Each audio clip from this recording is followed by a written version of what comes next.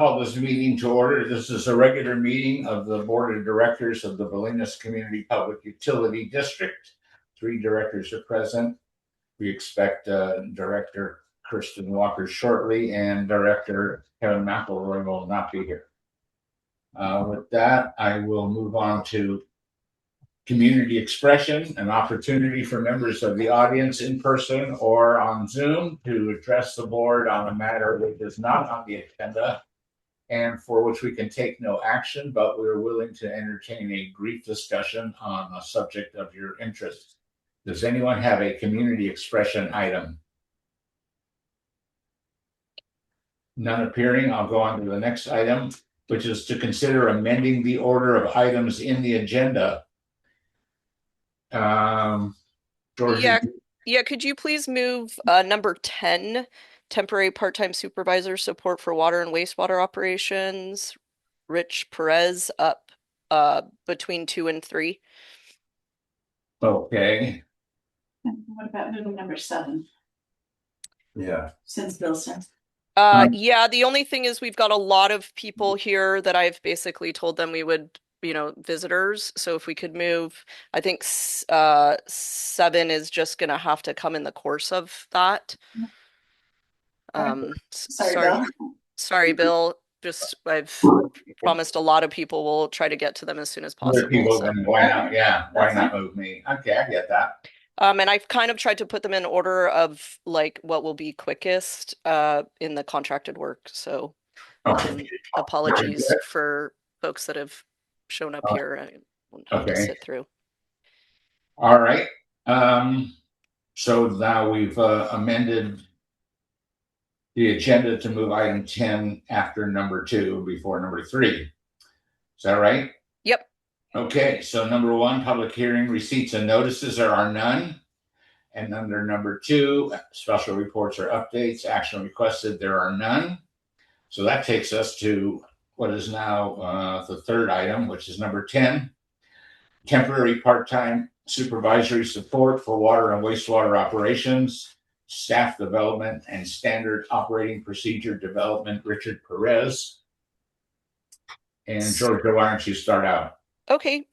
So Rich is here. Thank you, Rich, for joining us. I'm just really excited. I started talking to Inverness a few months ago. As you guys know, we were really struggling with how we were gonna ultimately, with staffing changes, gonna fulfill our certification requirements. That got us started talking to them. As it turned out, it was kind of too complicated to appoint Rich as an operator of record. But in the course of those conversations, we came to a agreement plan for how he could support, and I would almost consider this like a coaching position to help our new employees in their kind of new leadership roles. So that's primarily Evan and Sean, but also we are really looking, this was kind of a little bit, I mean, not that I wasn't aware of it, but it's been a little bit of a wake-up call with seeing turnover and how important it is for us to really have standard operating procedures in place. Basically, the sort of the running of the district needs to not just live in people's heads. It really needs to be formalized, and so I think Rich is going to be a huge help with that. And I've really enjoyed basically the planning conversations we've had, and I'm just really excited and very appreciative that he's agreed to support us in this way. All right, and Rich, is there anything you'd like to say? Well, thank you, Georgia, very much. I do appreciate you having conversations with you, and the planning's been fun. It seems very natural. So good evening, everyone. My name is Rich Perez. I'm the current water utility manager for the town of Inverness.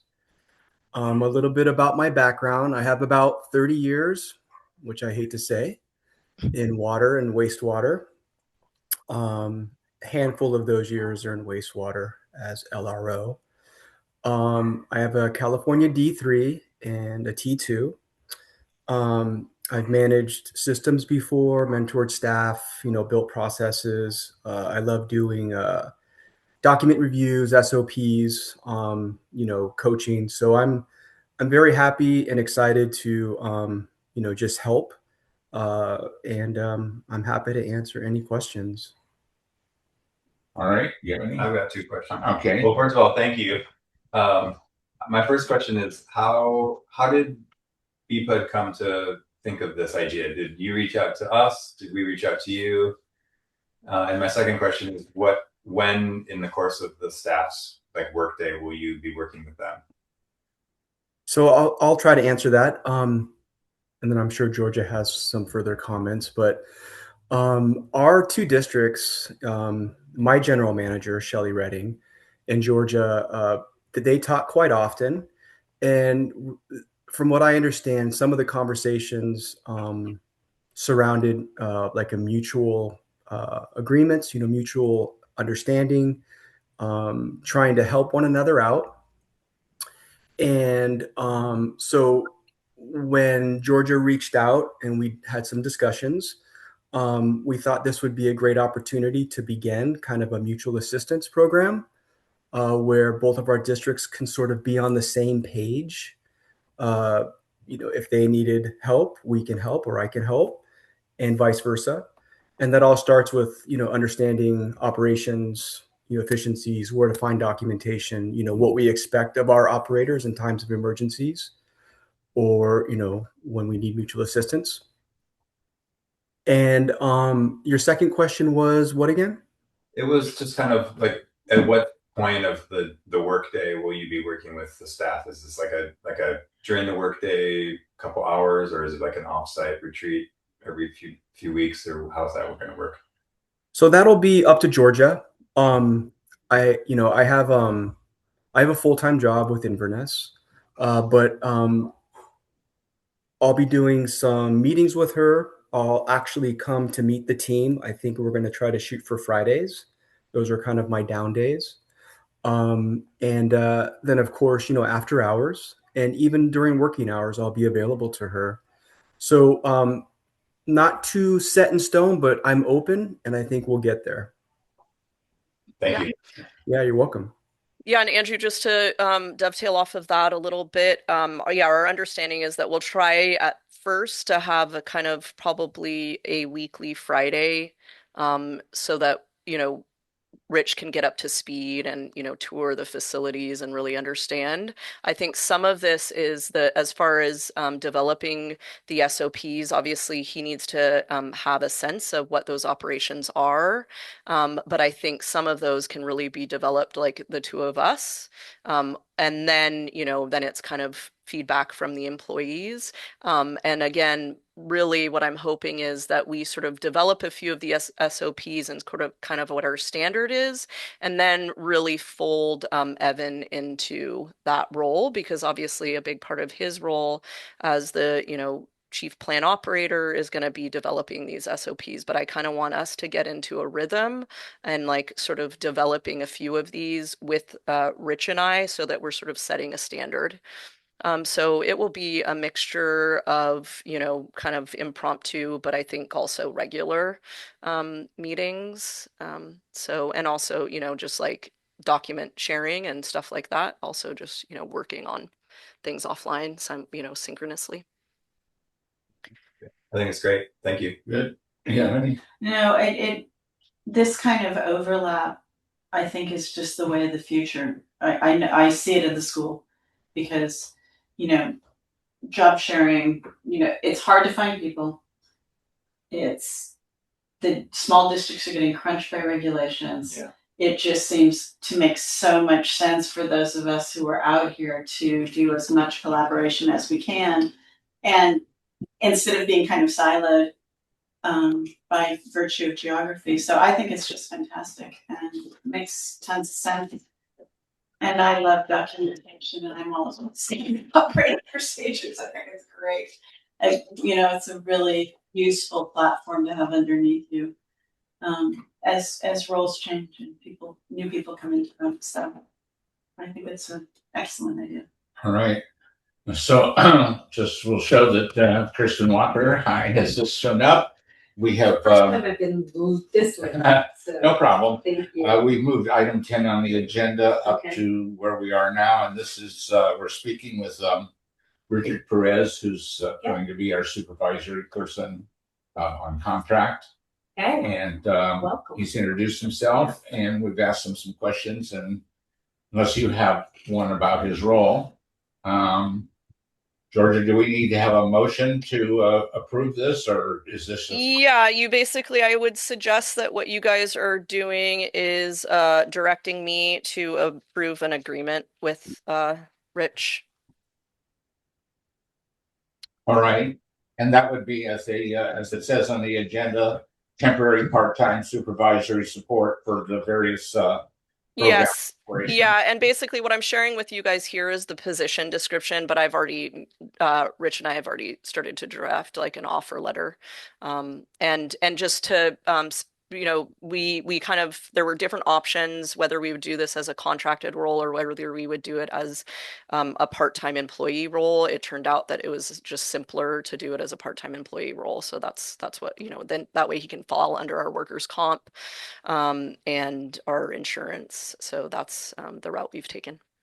Very good. Can I get then a motion to have such a employment with Mr. Perez? I make that motion. All right, is there a second? I'll second. All right, all in favor? Aye. Aye, 4-0. Okay, Mr. Perez, you're with us and welcome. And I hope that you you. are very successful working with our staff and then with you. Thank you. Thank you very much. And I hope to meet you all soon. Yes. Yeah, likewise. Thank you. Thank All you. right. Bye, thanks. Thanks, Rich. Yep. Thank you. Take care, everybody. Yep. Bye. Bye. Okay. And with that, I'll move on now to item 3 on the agenda. Proposals for QuickBooks Online Migration Financial Management Support Services, Shavira Consulting Services, and Mays and Associates. Yeah, so I'll just introduce this. And again, we have another guest. That's Philip Chavira. Sorry if I'm mispronouncing your last name, Philip. But this is basically, we got 2 proposals, one from our current our current bookkeepers, Mays and Associates, and then one from Philip, who's joined us tonight. The memo that I prepared kind of describes and compares the proposals. Based on those, I would recommend that we approve Philip's proposal. I would suggest that we're going to continue to work with Mays as our, bookkeepers, but I think that Philip's proposal is going to really support the district in the transition for moving to QuickBooks Online, along with some other scope of work that he describes in his memo pretty clearly. All right. Is there anything that you'd like to say to the board? It sounds like there's a recommendation that we have a contract with you to do this. I was wondering if you had anything to say to us. Well, hello, good evening. Can folks hear me? Yes, we can. Excellent. Hi, I'm Philip Chavira, like the performer Shakira. And I want to thank you so much for inviting me to serve with you all. Maybe just a few moments on my background. So I've been serving West Marin nonprofits and districts since 2020. I started working with Point Reyes National Seashore Association, so PRINZA. I was their finance director for years, and then went on to form my bookkeeping company. And we've had the fortune of serving other districts, like I was mentioning. And along the lines of collaboration, which we were mentioning with Rich, I also have the privilege of working with Inverness Public Utility District. And I managed and oversaw their migration. And so I'm on the same lines with you, that the more that we can share resources and understandings and not necessarily build from the beginnings of things, but really have hands-on experience with your neighbors is something that I strive to in my company and our work. So thank you so much, Georgia, for those wonderful words. I'm happy to answer any questions that folks might have. All right. I'll go around the table. Do you have any questions? No. None? Andrew? No, that's good. Kirsten? No. All right. Well, Thanks for the proposal. Yes. Yeah, yeah. All right, again, Georgia, would you like us then to have a motion to approve the Yeah, just I think direct me again to essentially develop an agreement that would cite the proposal as an exhibit. okay, so can I get a motion then to authorize Georgia to work in entering into a contract based on the proposal that's before us for Chavira Consulting Services? I'll make that motion. Do I Thank need you. to restate what you just said? All right. Is there a second? I so move it makes it Yeah. easier. Okay. Moved and seconded, all in favor? Aye. Aye, 4-0. Welcome aboard. Yes, thanks. Thank you so much. Thank you, Philip. Yep. Yeah. We Thank look you, forward to Philip. working with you. Thank you. Same here. My pleasure. Take care. Good night. It's just item 4. This is a proposal for environmental compliance services required under the governor's emergency proclamation for hazardous tree removal along the Bolinas Mesa pedestrian and bicycle path, Volmer Natural Lands Consulting, and Alta Archaeological Consulting. Why don't you start with Georgia making your presentation? Okay, yeah, so the memo kind of speaks for itself, but I just, for the interest of the public, this is a proposal from, as the title that Jack just read intimates, but for removal of the hazardous trees that line the pedestrian/bike path. So this was about 40 trees. As you guys remember, we previously contracted with Volmar, who is the environmental agency that helped us with the moving through the process of submitting and getting a kind of, I would consider it a kind of conditional approval for the executive order that allows us to, through the emergency proclamation that you guys know a lot about at this point.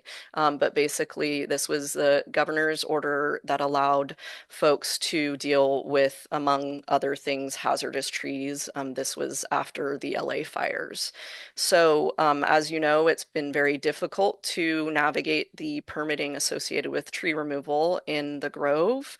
And so I urged us to basically take advantage, just as we did with the roadside trees with the MWPA / fire district project. This was basically a kind of parallel project to address trees along the roadside. So Volmar has, been incredibly good just incredibly helpful, and it's been a very seamless process to get us to this point where effectively we got the approval. But just to kind of a little bit of insight into that, while that is essentially, yes, it's sort of like a superficial approval of basically, yes, we agree that these present hazardous trees, but you still need to jump through all of these hoops to ensure that you're doing this in the appropriate way in terms of environmental and archaeological compliance. So that's really this next phase, which you can see that first one I was kind of like, it was really not that much of an investment, and I just kind of urged us to do that to get to, so that this is really what I would consider the major decision point for you guys as a board, because you can see it's still a substantial investment. I would guess that we're probably looking at about $20,000 worth of permitting work when everything's said and done. That would include likely the butterfly study that is required, where essentially we would request that Stu Weiss would evaluate the impact of removal of those 40 trees on habitat, on butterfly habitat. So obviously that would involve essentially, it could be that he would suggest that, really only 20 of the 40 trees could be removed because some of them are directly, supporting that butterfly habitat, or even indirectly through, windbreaks or etc. So anyways, this is Cassie Pinnell is here to help answer your questions because, like I said, she's the expert here and can, address any specific questions you have about the proposal. But the other important point I wanted to make is that really I think that there is a little bit of a leap of faith that you guys are taking if you are ultimately going to support this, because ultimately that's $20,000 that's really just going towards further permitting that is required to occur both prior to and kind of in conjunction with the tree work that will take place. And the tree work itself, though, if we are kind of, again, this is very ballpark, but if we're using the hazard roadside tree project as sort of a kind of estimate, because there's a similar number of trees. The ones we're proposing to remove are actually smaller. Like I don't know exactly what but they're more interior. So, I don't know exactly what the cost will be, but we don't have that money, right? So it's like essentially if you guys are wanting to invest about, probably I think you should consider this about $20,000. But with the idea that then we need to obviously secure that money in order for that investment to be worthwhile to actually support the tree removal. And yeah, as a gauge for that, again, with a very big, asterisk, is that I think the roadside tree removal project that happened through the Tree Man ended up being about $250,000. And I think that was very cost effective. Like I don't know if we didn't work with the Tree Man again, if it would necessarily be that, a similar price tag. Do you have a recommendation, one way or the other on the proposal? I kind of didn't, I mean, I normally am do a lot of kind of due diligence and feel like I know things often better than you guys do and feel comfortable making a proposal. But this is one of those rare times where I really think, like, I kind of relayed all of the information to you, and I really feel that this is a board decision.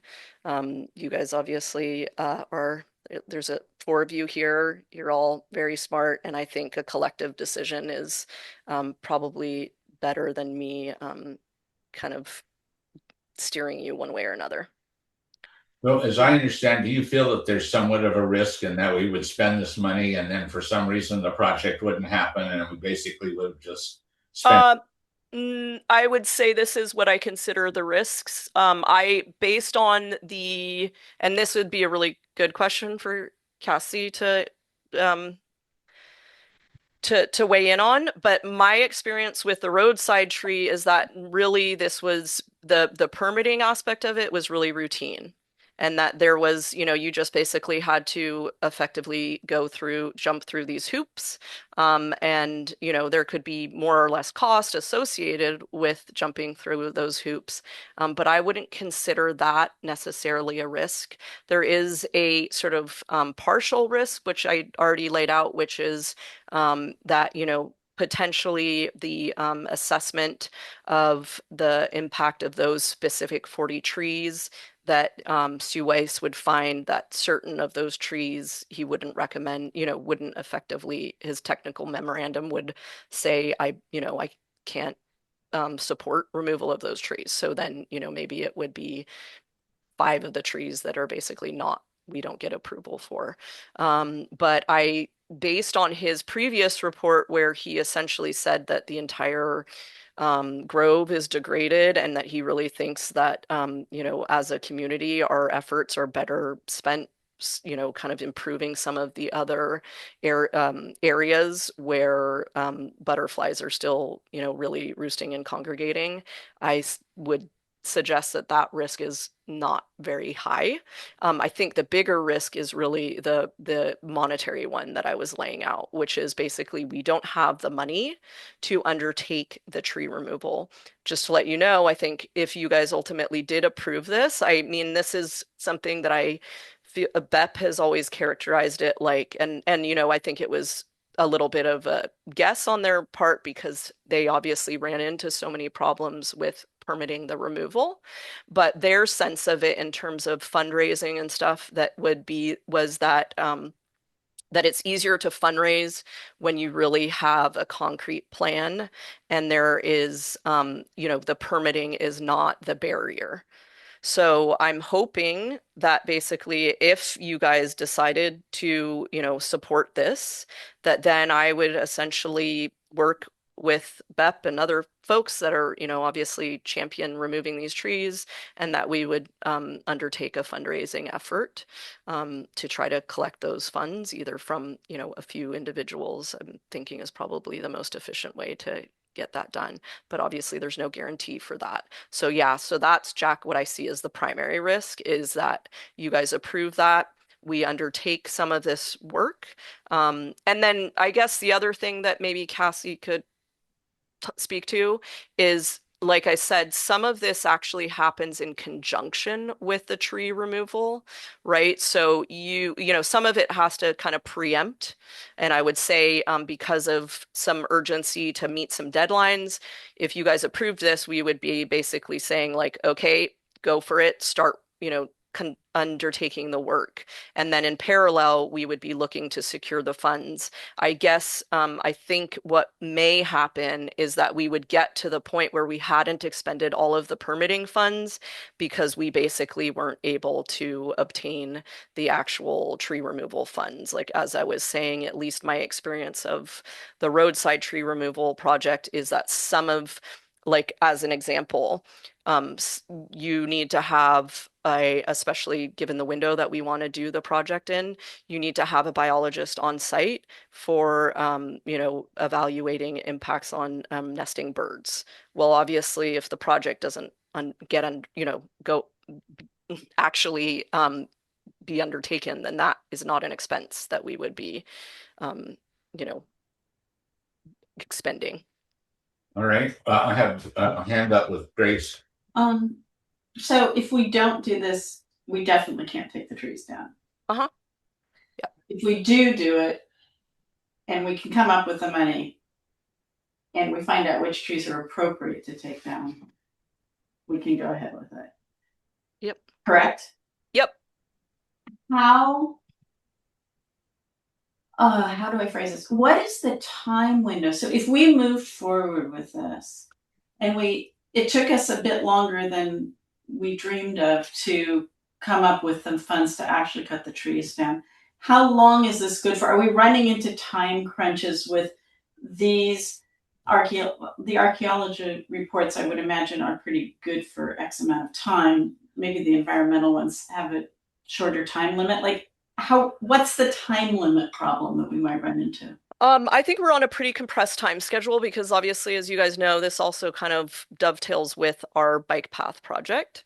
So I intimated that there's actually this, I think it's like October 15th, Cassie, is that correct? In terms of when we actually need to undertake some like I don't know, shovel in the ground. I mean, that's not really the right word here because there's no real shovels, but we need to basically start the project in earnest. I haven't actually had an opportunity yet to talk to Cassie about this specific kind of a little bit of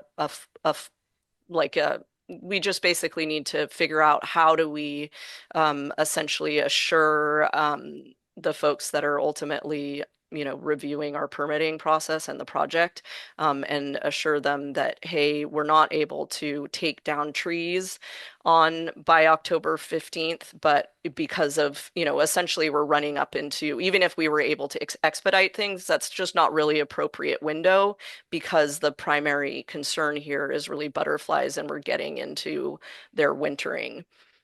Which is ultimately what we need to avoid. So I think what I would be looking is really, again, to mimic what was the time frame for the roadside tree project. So that was in that kind of May window.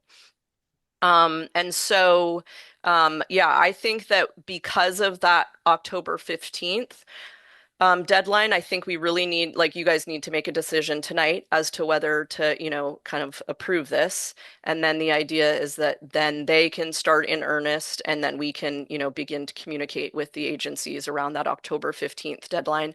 My sense is that that was not a huge hurdle. I think they take it at face value if there's a really good, compelling reason, especially if it's an environmental one, to not, that you need to basically delay the start of the project. That's probably not a big issue. Like I said, I think as soon as you guys would hit go here, then we basically are undertaking this fundraising effort, with the idea that obviously we, ideally have those funds by May, so that, when we're having to pay the contractor, we know that those funds are there. Right? Go Yeah, ahead, so Kirsten. just, my question is, so you're looking to us, Georgia, to authorize you for an additional 16,068 between the two contracts, right? And then you. Yes, and I would suggest, though, because obviously, as they point out in the proposal, there's some things that are not covered, which I know we'll have to do. In particular, the butterfly study, and so that's going to be a few $1,000s. That's why I would suggest that I would kind of pin it towards around $20,000, give or take a couple of $1,000s. That's probably a better kind of estimate of what you guys are really committing to tonight. But yes, technically speaking, Kirsten, the amount that is, the precise amount that you guys would be approving tonight would be the 16,000. Okay. Go ahead. Andrew. Sorry, should I just keep going? Yeah. So I mean, basically, your thinking is about a $250,000 potential scope of work, of which this 20,000, call it roughly 10%, right?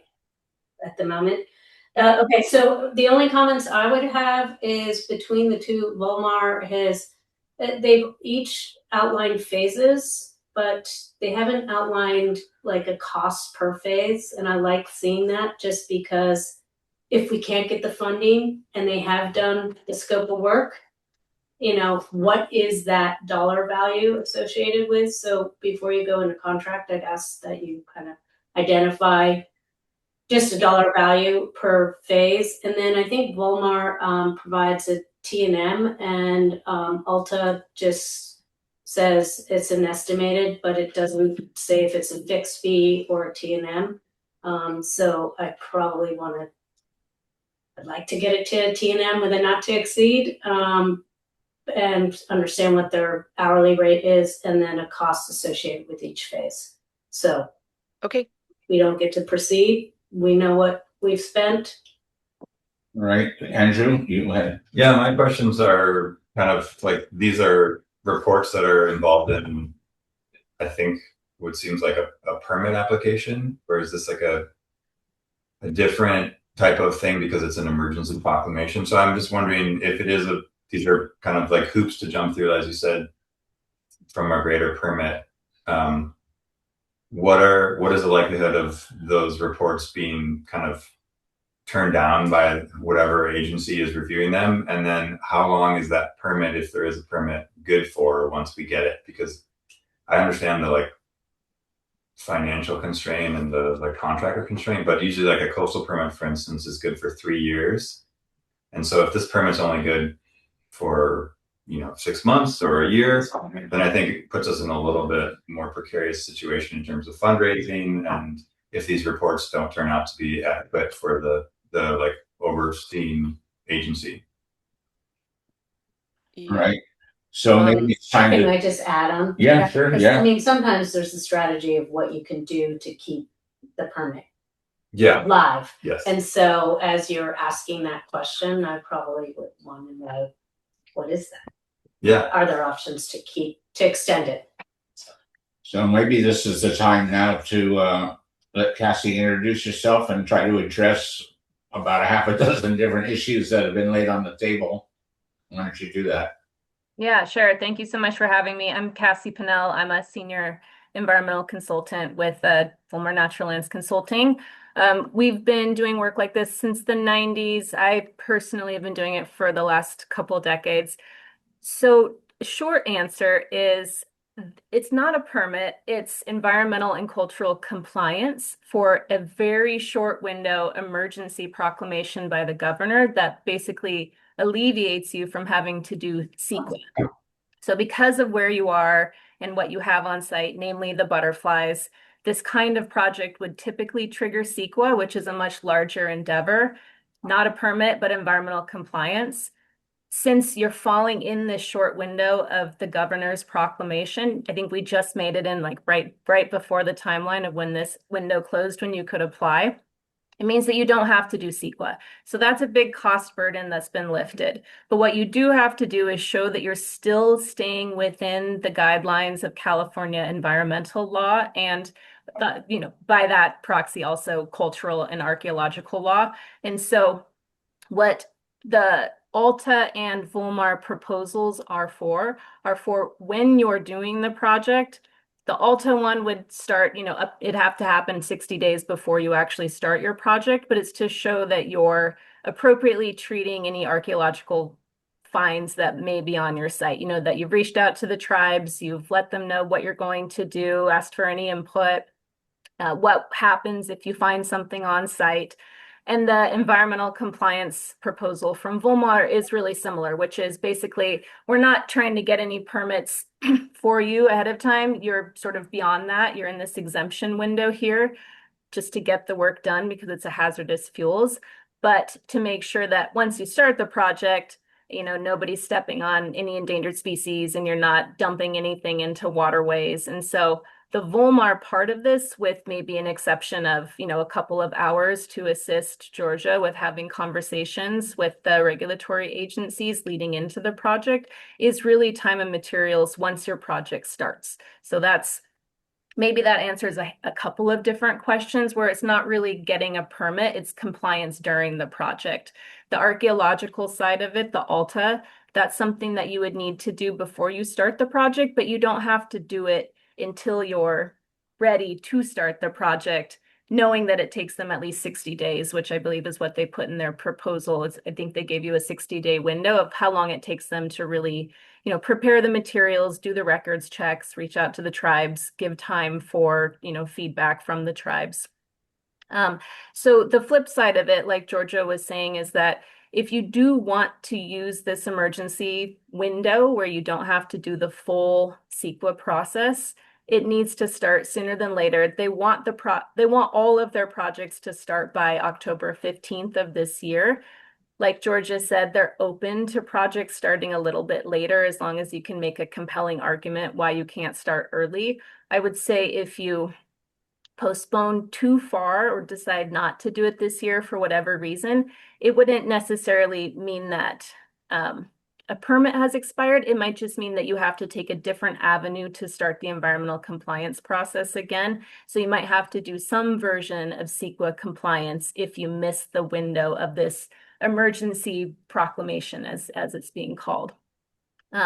So that being said, almost none of the Volmar work that's being proposed now would happen until you decide to actually start the project, again, with the exception of providing a couple of hours to Georgia as requested for, having meetings with agencies to request an extension to start.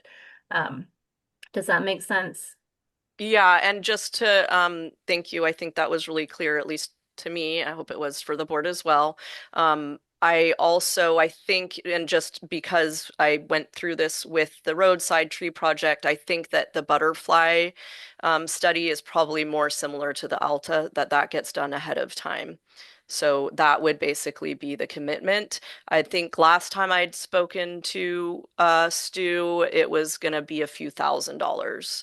So I would say, in terms of the commitment here, in terms of sort of like the risky commitment, it's probably the Alta plus another, I would say $5,000 to $8,000 is probably a good estimate of how much the butterfly study would cost. So that's really probably more accurately what you guys are effectively risking here. But obviously the hope is that, okay, essentially, if we are able to procure the funding to actually do the tree removal, then obviously it would be whatever, the amount of the tree removal plus then what you're actually approving tonight. Yeah, go ahead, Grace. We've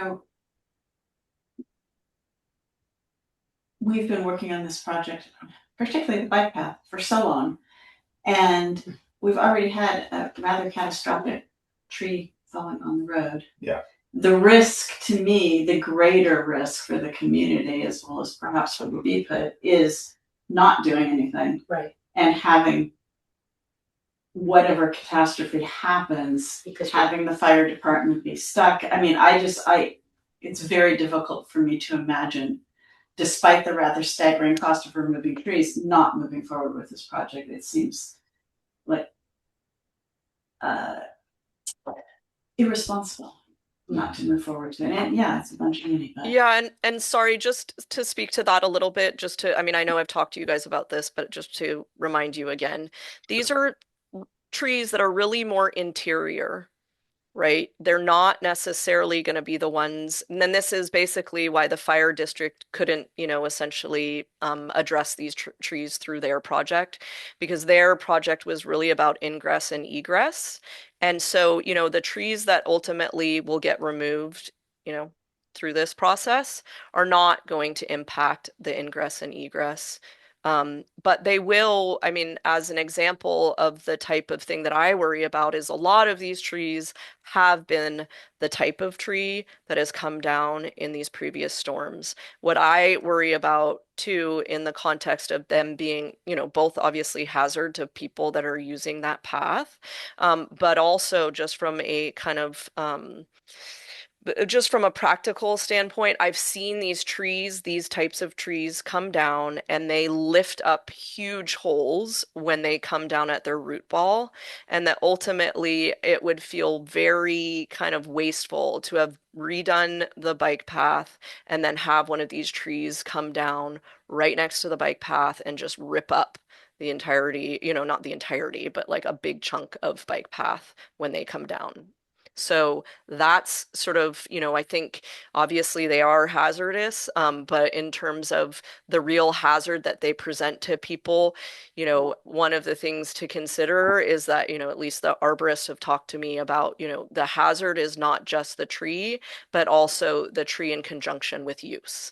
So, are people really using the pedestrian path during a storm event? Probably not, so the actual sort of hazard risk to somebody while they're like walking the path is probably less than the trees that we addressed along the roadside. But I still think there's great value in, removing these 40 trees. And I think what Cassie really laid out and that we're, unfortunately extremely familiar with is what a hurdle it is to undertake the formalized CEQA process. So it is kind of like a little bit like strike while the iron is hot. This is kind of a unique opportunity. That is, again, I don't want to tell you exactly what to do, but I do want you guys to understand the sort of like weight of the decision and the implications of that decision. Any other questions or comments from the board? No, I mean, I think Grace's point's quite astute. If we do nothing, that could serve us more poorly than agreeing to something. I think what would be really helpful for me, Georgia, and I don't know if you could compile this for a future meeting, is just some timeline, rough order of magnitude, agencies that we need to, jump through the hurdles of what today, because I feel like this is kind of incremental pieces that we're having to approve. And I know you're describing right now roughly what you think it would be based on a prior project. It just would help me to see that kind of in writing of what we think it's going to cost us to achieve, and that we would have to go out and fundraise. Yeah, it's kind of weird because of this unique process. And I don't know if this is partly because it's sort of like this was sort of being made up on the fly, but I can just speak to the previous one and how that all went down. So some of that, like the real order of operations here was essentially Stu Weiss went around and looked at all of the trees that effectively the fire district and us wanted to remove as part of the roadside tree project. Once we knew that if essentially we had quote unquote approval for those specific trees, then we brought the contractor in to look at those trees and those specific trees And then they were able to say, give us, essentially a cost estimate for that proposal. So it's unfortunately, it's difficult, before what trees are going to be approved for removal, it's like it's different than a normal, anyway, so that's probably the actual kind of phased approach that we'll have to take. But I will try to inform as much of that as possible, Kirsten, at a future meeting. Helpful, right? We need to make this step in order for you to have a better understanding of what will be required and to be able to put this kind of projected costs. My other question is, do you think we have an identified committee of people who could go out and do the fundraising?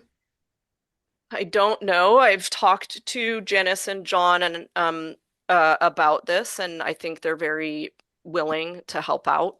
I mean, that's all I can say. I mean, and I know that they've been so involved. I hate to lean on them again, but they're just really better connected and networked with folks that are, championing the removal, which is ultimately who we really need to, ask for support on this. Right. Any other questions or comments from the board? All right. Well, it seems like there's a consensus that we should do it, and I would agree with that too. I think the alternative of doing nothing is not a good alternative. So I think we should do something and do the best we can. And there's always a few risks involved, but the risk of doing nothing is worse. So I would join with that view. So I would invite someone on the board to make a motion then to authorize you to enter into a contract based on the proposal. Would that be the motion, Georgia? Yeah, and just Kirsten, will you reiterate the two things that you said? The TM, I think that the issue that you brought up for the Volmar is not because, as Cassie laid out, that really this work will the costs associated with that portion of it were really going to happen later on during the contracted phase, so they're not really the risk. But for the Ulta, you were asking for what to be specified? I think they didn't provide a T&M. They just said, the estimated costs would be X. Okay. They didn't say whether it's time and materials or whether it's a fixed fee. So I think we should clarify that. And if you want to break it down by phase, I like breaking it down by phase. Okay. In the event we get to a certain phase, and we can't do the fundraising, so we don't need just generic construction administration services, right? So. Okay. No, is that sort of included in a motion to approve the proposal? Yeah, I mean, I think I have it. So, if you guys want to I think that's in your power, right? And yeah, I would make a motion to approve what Georgia's proposed of this, not to exceed 20,000, right? I wasn't sure if I'm going to say 1668, but 20,000. And that we've given our comments for her to qualify the particular agreements that she could contract with the individuals. With the detail that you're looking for, that you proposed. Okay. You want to make a motion to that effect? She just did. Okay. I'll second. Thank you. All in favor? Aye. Aye. All right. 4-0. Thank you. Thank you. Thank you, Cassie. Thank you. I'll move on to item 5. Proposal for comprehensive engineering assessment of the Bolinas Groin and associated seawall, Moffett and Nickel. Yeah, and thank you. This is another one where we have guests helping us sort through this. This is Sean Hart and Mads Jorgensen. So thank you for joining. I'm just going to quickly outlay what is, summarized in the memo. But basically, this is accompanying their proposal, which I shared with you. We received it about a month ago. It was right after our last meeting. So hopefully you guys have gotten a chance to look at it carefully over that time. But I've also had the opportunity to talk directly with both of them since I received the proposal, and I just wanted to reiterate a couple of things that became pretty clear.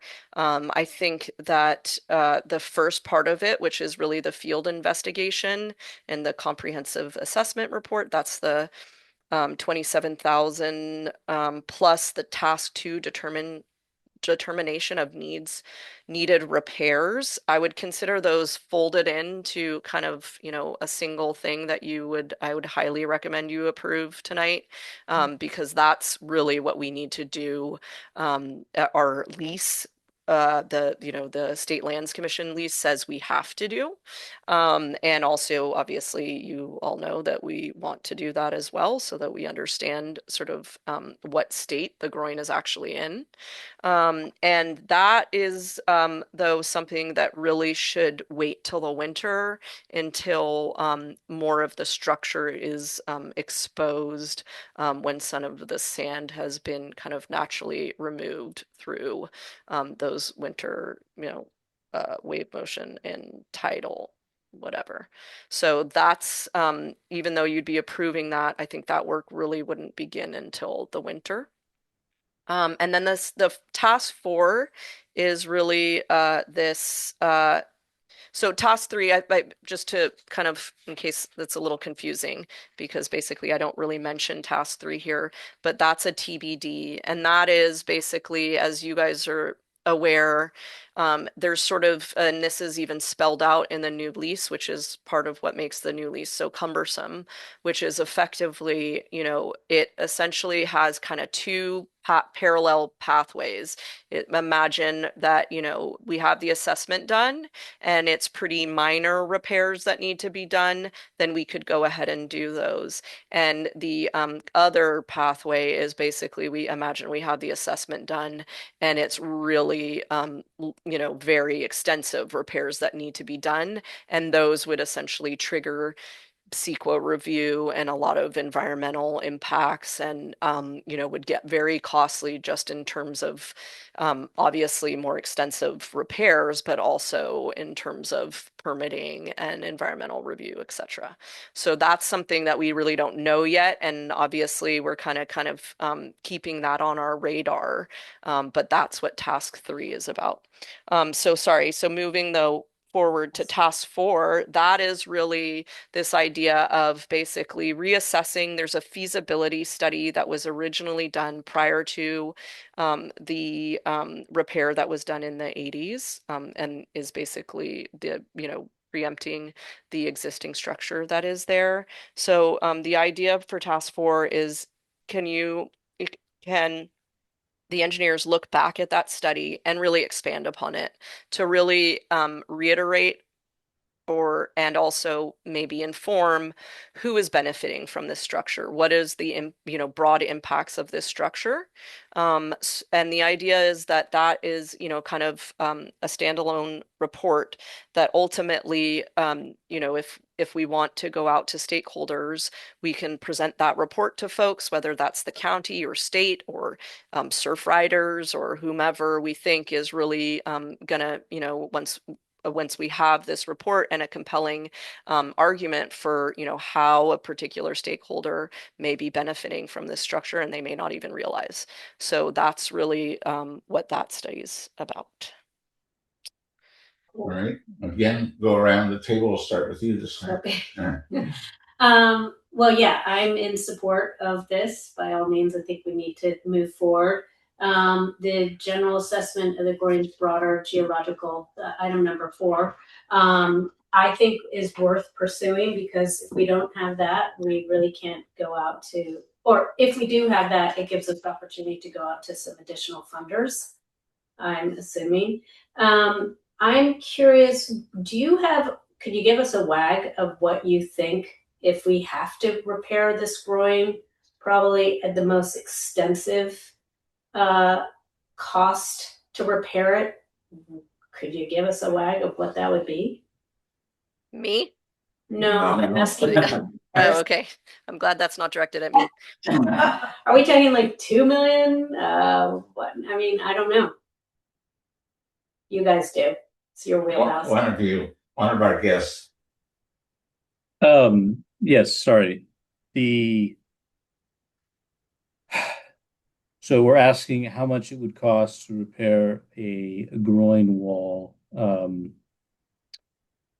You know, this is not quite a bulkhead wall, but the amount of work involved, and Mads, feel free to jump in anytime if you Please do. one number I have heard for head walls, if we're wagging at it, is Yeah.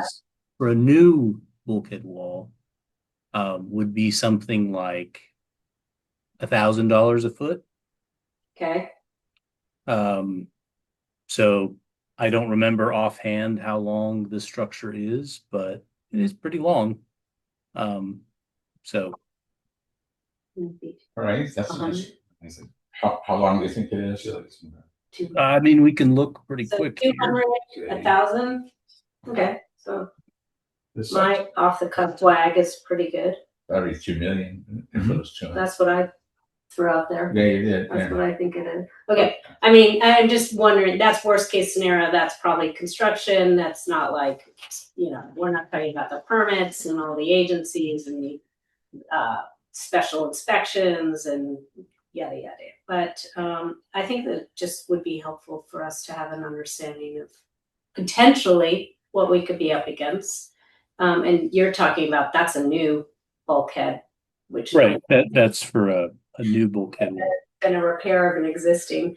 Okay. I think I did have one other comment. Yeah, So, I mean, just one thing. I mean, I don't know if this is accurate, but when I was kind of researching this with Jack when we were, dealing with some of these county meetings and stuff, I think that, if you do get into sort of the extensive repairs where you're going to require environmental review, it's possible that, the environmental review would be a sizable fraction of the actual repair. So that's just, so if you're talking about $2 million, then maybe another $1 million even on environmental review. And that was, I mean, that would even be if you were talking about removing the wall. Like there's obviously this kind of, I mean, I don't think we're in earnest considering that, but just to keep in mind, this is not something where it's just like we get to walk away. If we basically, got to a point where, oh my God, this is insurmountable, how are we going to pay for this? The alternative of basically removing this wall would be a huge amount of environmental review plus a lot of actual cost associated with the structural removal. I mean, I think there's probably enough folks invested in this that will want to see it proceed. So Yeah. I'm excited about this one in particular. I have to say I'm an ocean person, so I like seawalls. I appreciate that you've given us a cost per phase. I appreciate you've given us your hourly rates. I don't really understand, and this is probably more for you, Georgia, as you go into contract with them. It's just like, what, as a technician, I mean, who needs to be part of phase one, phase two? You guys came up with these numbers, so you probably already have a sense based on your hourly, what team needs to be involved with each phase and how you arrived at that. And then my last question, and I'll pass it on, is how good are your estimates? Do you think we need to be holding a contingency just to get to this assessment phase? You're on mute. Sorry. We're talking about task 1 and 2. Yeah, I don't, we could do the, sorry, go ahead. I think Andrew and I would agree with like 4. We would suggest moving forward with 4, but if you want to speak to 1 and 2 and 4. I mean, the 1 and 2 are pretty clear cut on what, the cost is going to be. I don't think we need much or any contingency on those phases. And Mads can speak more on phase 4. And I think a big part of the reason why there's sort of this range is because we weren't quite sure what you guys wanted, really, Yeah. at the end of the day. Mads, any input on that one on contingency requirements? Yeah, I would say conducting the study and getting the data needed and the analysis and getting all that formalized in a report, that's pretty set in terms of our cost. We have confidence about that. We do these types of studies very regularly. So where there could be an element of uncertainty is if there's any stakeholder public review that generates a lot of feedback we need to address, or if it turns into any meetings that need attendance and have more information provided, presentations, that type of thing. That's where that would be an uncertainty. Yeah, I think it's really great that Moffitt and Nickel are willing to pick this back up and work on it. So thank you for that. I think the proposal looks good. I would also agree with Kristen that task 4 is really important. And we've been collecting funds for this for years. I think that's appropriate. I think that one thing that we really need to do, even like if it's excessive, is just continue to throw these, like, just loop in the county with every step of this, because it's not Bolinas Beach. It's like a bigger jurisdiction beach. And so we're a water and sewer district. So we should really like try to get other people involved, other stakeholders involved in paying for this and like putting the manpower to run it and organize it, because it just doesn't seem appropriate for like a little small public utility to be running like a huge infrastructure project that is a public beach and like kind of the purview of the Coastal Commission ultimately. So I think if we can just, even if it's just like, hey, county, we're engaging with Moffitt and Nickel here. Here's the cost, keeping you up to speed. Like if we just really keep them along on the process and make sure that we've communicated that we're not doing this alone. If we have to build a new wall, would be really important. Yes. Yeah, and we've been doing that, Andrew. And one other point to just kind of reiterate what you're saying and add to it is, and also for members of the public that may not be aware, a lot of this was triggered by the new lease, which ultimately, yes, it has everything that we just talked about in terms of requirements and, repairs and all of that. But additionally, it has much more language that puts a lot more liability on us that is almost untenable for such a small district. So I think even if we are basically managing this, I think a big part of what we're really as responsible stewards of our water district is really getting either a co-signee or passing this lease on to another agency that is big enough that this would not just completely break them if there were an incident.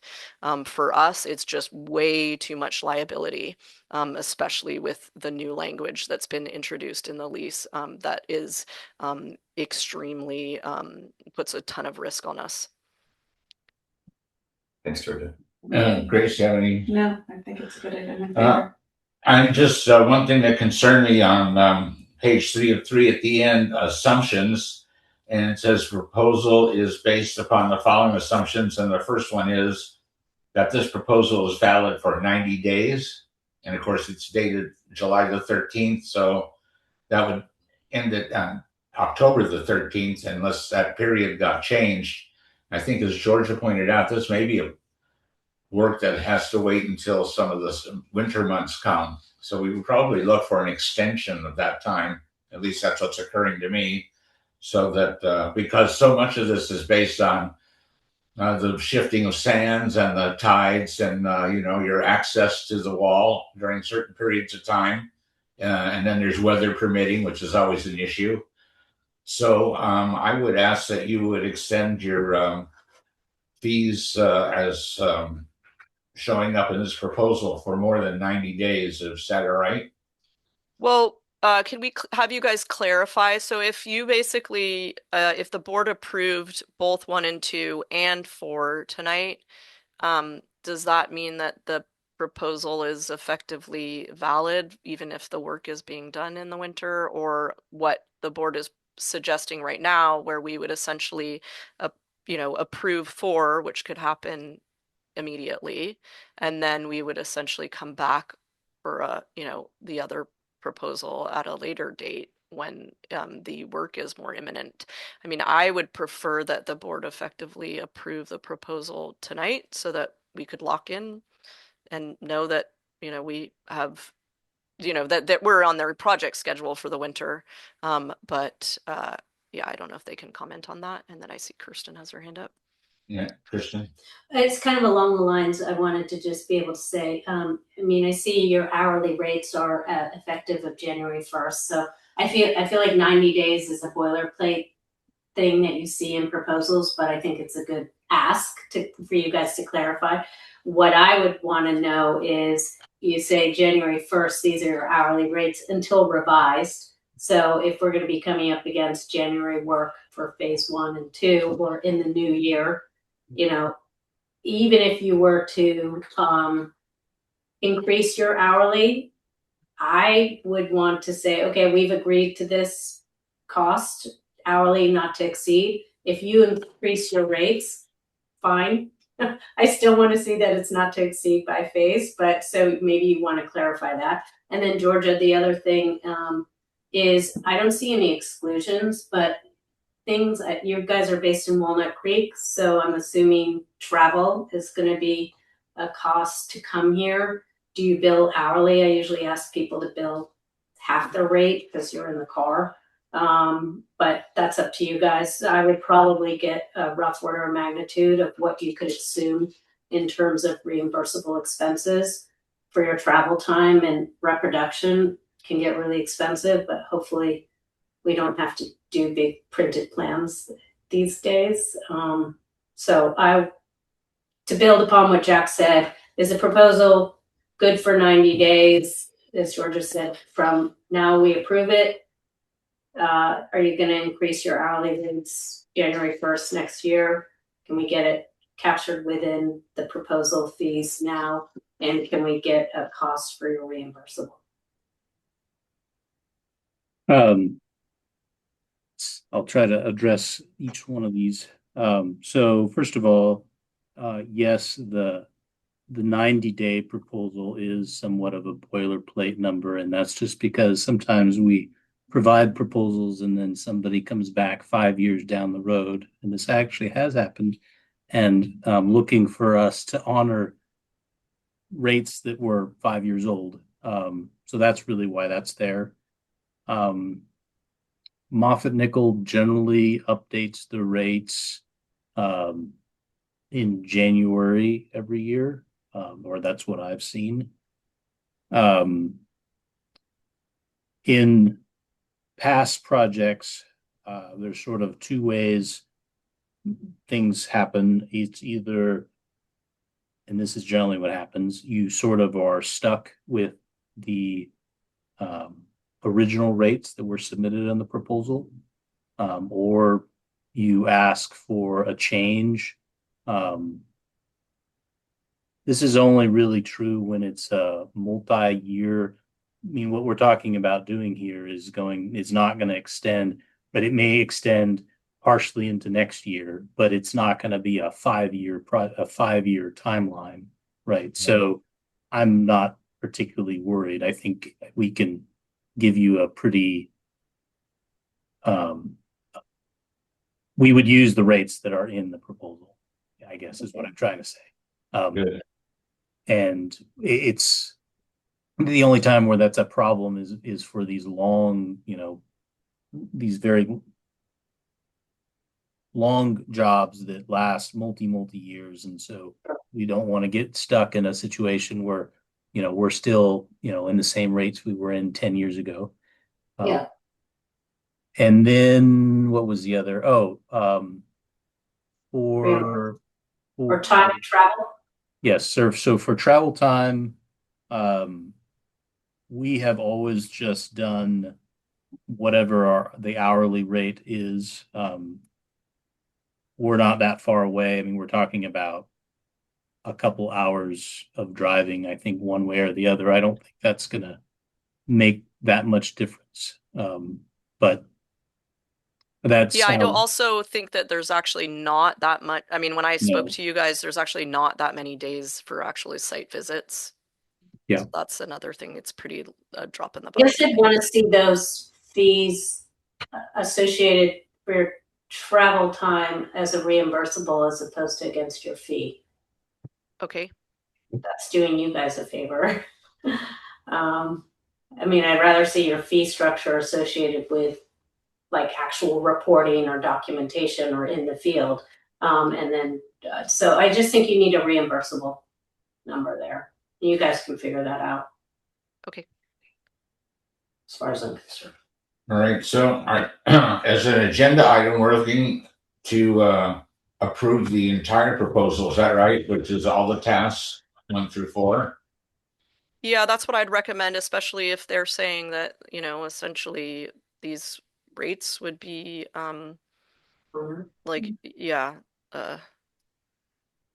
are likely we're likely to better get a better deal than if we wait and then do this later.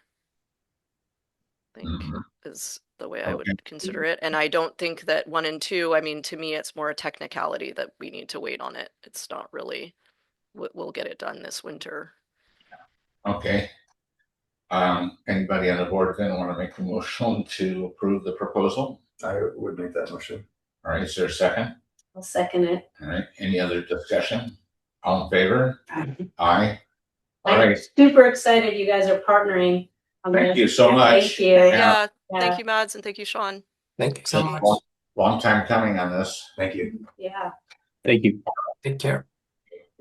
All right, with that, I'm going to move on to item 6. Limited water use permit application for the property at 30 Mesa Road, AP 193-02-025, Sharon and Scott Tratner. We have a memo in the file about a request for project plans. Where are we on that, Georgia? Yeah, we haven't received them. So I think just to kind of reiterate what happened last time, we didn't have project plans last time. We told you that we would come and ask them again. And then I think you guys had made the decision that it would come before you. And if it was in the same state, that you would just institute a limit. So that's what I'd recommend you guys do that. No one's here from. Well, so I would say we institute a kind of our standard 2,700 cubic feet per quarter LWIP on the project. Yeah. Since we never got to review it. Yeah, I would agree. Is there a second on that? Is that a motion? Yes, sorry. I'll second it. All right. I mean, I think that's where we were last time, right? But Kevin asked that we maybe wait because they weren't here in attendance, so they're not here again. No. Is that right? I think Georgia's reached out to them 3 or 4 times at this point for months, right, Georgia? Yeah. And I mean, it was Annie, but she's Yeah. requested set plans several times, or and I think we've just not heard anything. So I think you guys already kind of discussed this at like extensively last time, and I think you guys came up with an appropriate solution, which was basically if we find ourselves at the same juncture, you would just institute the limit. I mean, I even mentioned it to him, so. Yeah. You've done everything you can. Yeah, no, that's it. Okay. All right, so it's been moved and seconded, right, to put the standard limitation on the LWAP, is that right? Yes. All in favor? Bye. Aye. All right, just notify them of that. Okay. Thanks, Georgia. Thank you. Take this to item 7, leak relief, 275 Mesa. Bill Nyman, who is present. Thank you for considering this. It actually doesn't apply to 275 Mesa. It's a service we have out by the Coast Guard. Okay. And it's kind of shared with part of Commonwealth. Before we, you guys have a lot for you. I'm very interested to hear what's going on, and I think you guys done a great job. Thank you. I also would like to share that I've worked wonderfully with Stu, who now has left us, but Evan has done a great job of stepping up, and it's wonderful to work with him. We work together routinely, and he's doing such a great job that we really appreciate it. And I think you should know that if you don't already. Well, thank you. So, That's fun. yeah, Evan done a great job for us. So a little background. We have a service, in case you're not aware, near the Coast Guard. And we use stock water when available for our cattle that are on the north side of the entry road to Mesa to Congo, or on the Coast Guard side of that ravine. And we've been doing that for quite a few years. So currently we are in the final stage of negotiation with the federal government we've been on a month-to-month lease for 5 to 10 years now. That's really kind of hamstrung us in capital projects. We need to do the entire water system over. And we know we have to do that, but we have been challenged the last couple months there. It's a very high pressure line there, and we have our own pressure regulator on our side of the meter to reduce the pressure, and sometimes they get plugged up or fail, or there's usual vandalism on our delivery system, and also it's aging. So as I say, it needs to be replaced. But we did have a couple leaks. That's thanks to Evan. It was discovered. I don't know how you guys determine an ordinate amount of flow. I don't know if he has some electronics to measure that, or he actually goes out there. But we did have some leaks, and basically it led to a bill that was 10 times what we would normally have in that time period. So we're seeking some relief as we work together on many things. And neighbors, we'd like to have the bill reduced, since there's no incremental cost to you guys, whether we use whether we use 10,000 cubic feet or 1,000, it's the same. It's not that. There's no treatment of the water, and it's on its way to the treatment plant. This is untreated Oh, water. this is untreated water. To the best of my knowledge. Okay, let's stop right there and see if we get that. Yeah, no, it's off the booster line, so it is treated. Oh, I'm sorry, I didn't know that. Yeah, Okay. and I mean, sorry, just to add one thing, since we've fixed the booster line, and we have that metered, it's very obvious if any of the few customers that are on the booster line have a leak. So that's how he would basically identify it. So it's been very helpful. You know, if ultimately the booster line itself is leaking, it's hard to tell what is, essentially lost due to loss along the main, or loss because of, a customer has a leak on their side. Since we fixed the booster line, it then is very obvious that, oh, okay, there's a leak somewhere along here, and there's only so many meters to check. So it's actually kind of a privileged portion of our distribution where we can pretty easily identify leaks, which is obviously helpful for letting, Bill know in this case, hey, there's a leak. But yes, it is treated water. So George, as a result of those repairs, has the pressure increased on the line? I don't think substantially. It should it's under, I mean, we could look at that, but I don't think so. I mean, obviously if there's a leak, then you lose pressure. But when, there was the water was actually, when there is not actually an active leak, it should be similar. Well, the pressure on that line is extremely high vis-a-vis the rest of your system, right? We know that, right? I don't actually know what the pressure is on that line. It's close to 100. That's why we have to have a pressure relief on it. It's very Yeah, I mean, we have several, customers, depending on particular portions of our network, our distribution network, where folks need pressure reducing valves. And I don't know, there's it's all obviously relative to the height differential. So you're in the kind of valley there relative to the booster pump where that water's, coming from. Anyway, And sorry, just I'm thinking about this a little bit more.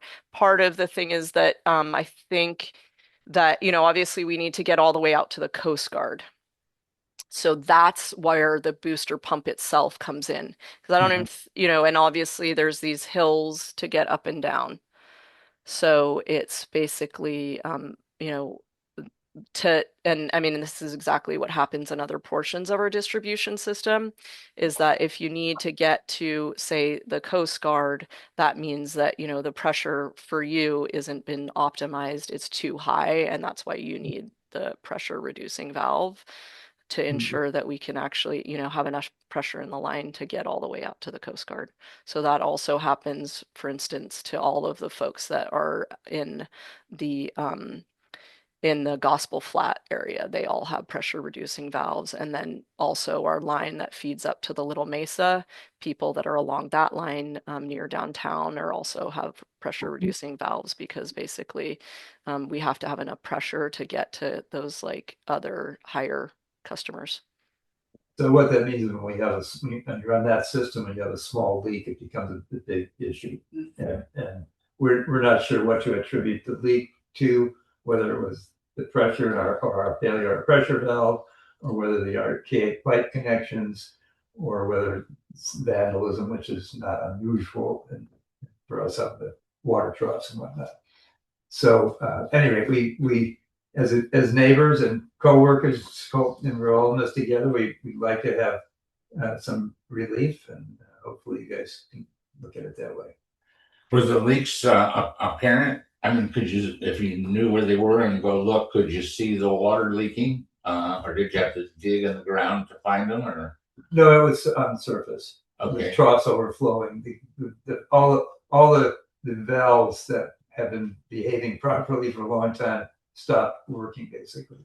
So I guess my concern, question we would have, because now this is sounding almost like somebody who's got a bad toilet where the thing doesn't flow and just starts to overflow because it just keeps running. Yeah. Is that sort of the nature of the leak that you had? Is it just overflowed from the trough? Well, you could characterize it that way, but, Okay. but these things, you know, they're very, it's so high pressure. Yeah. You know, it's a challenge. So.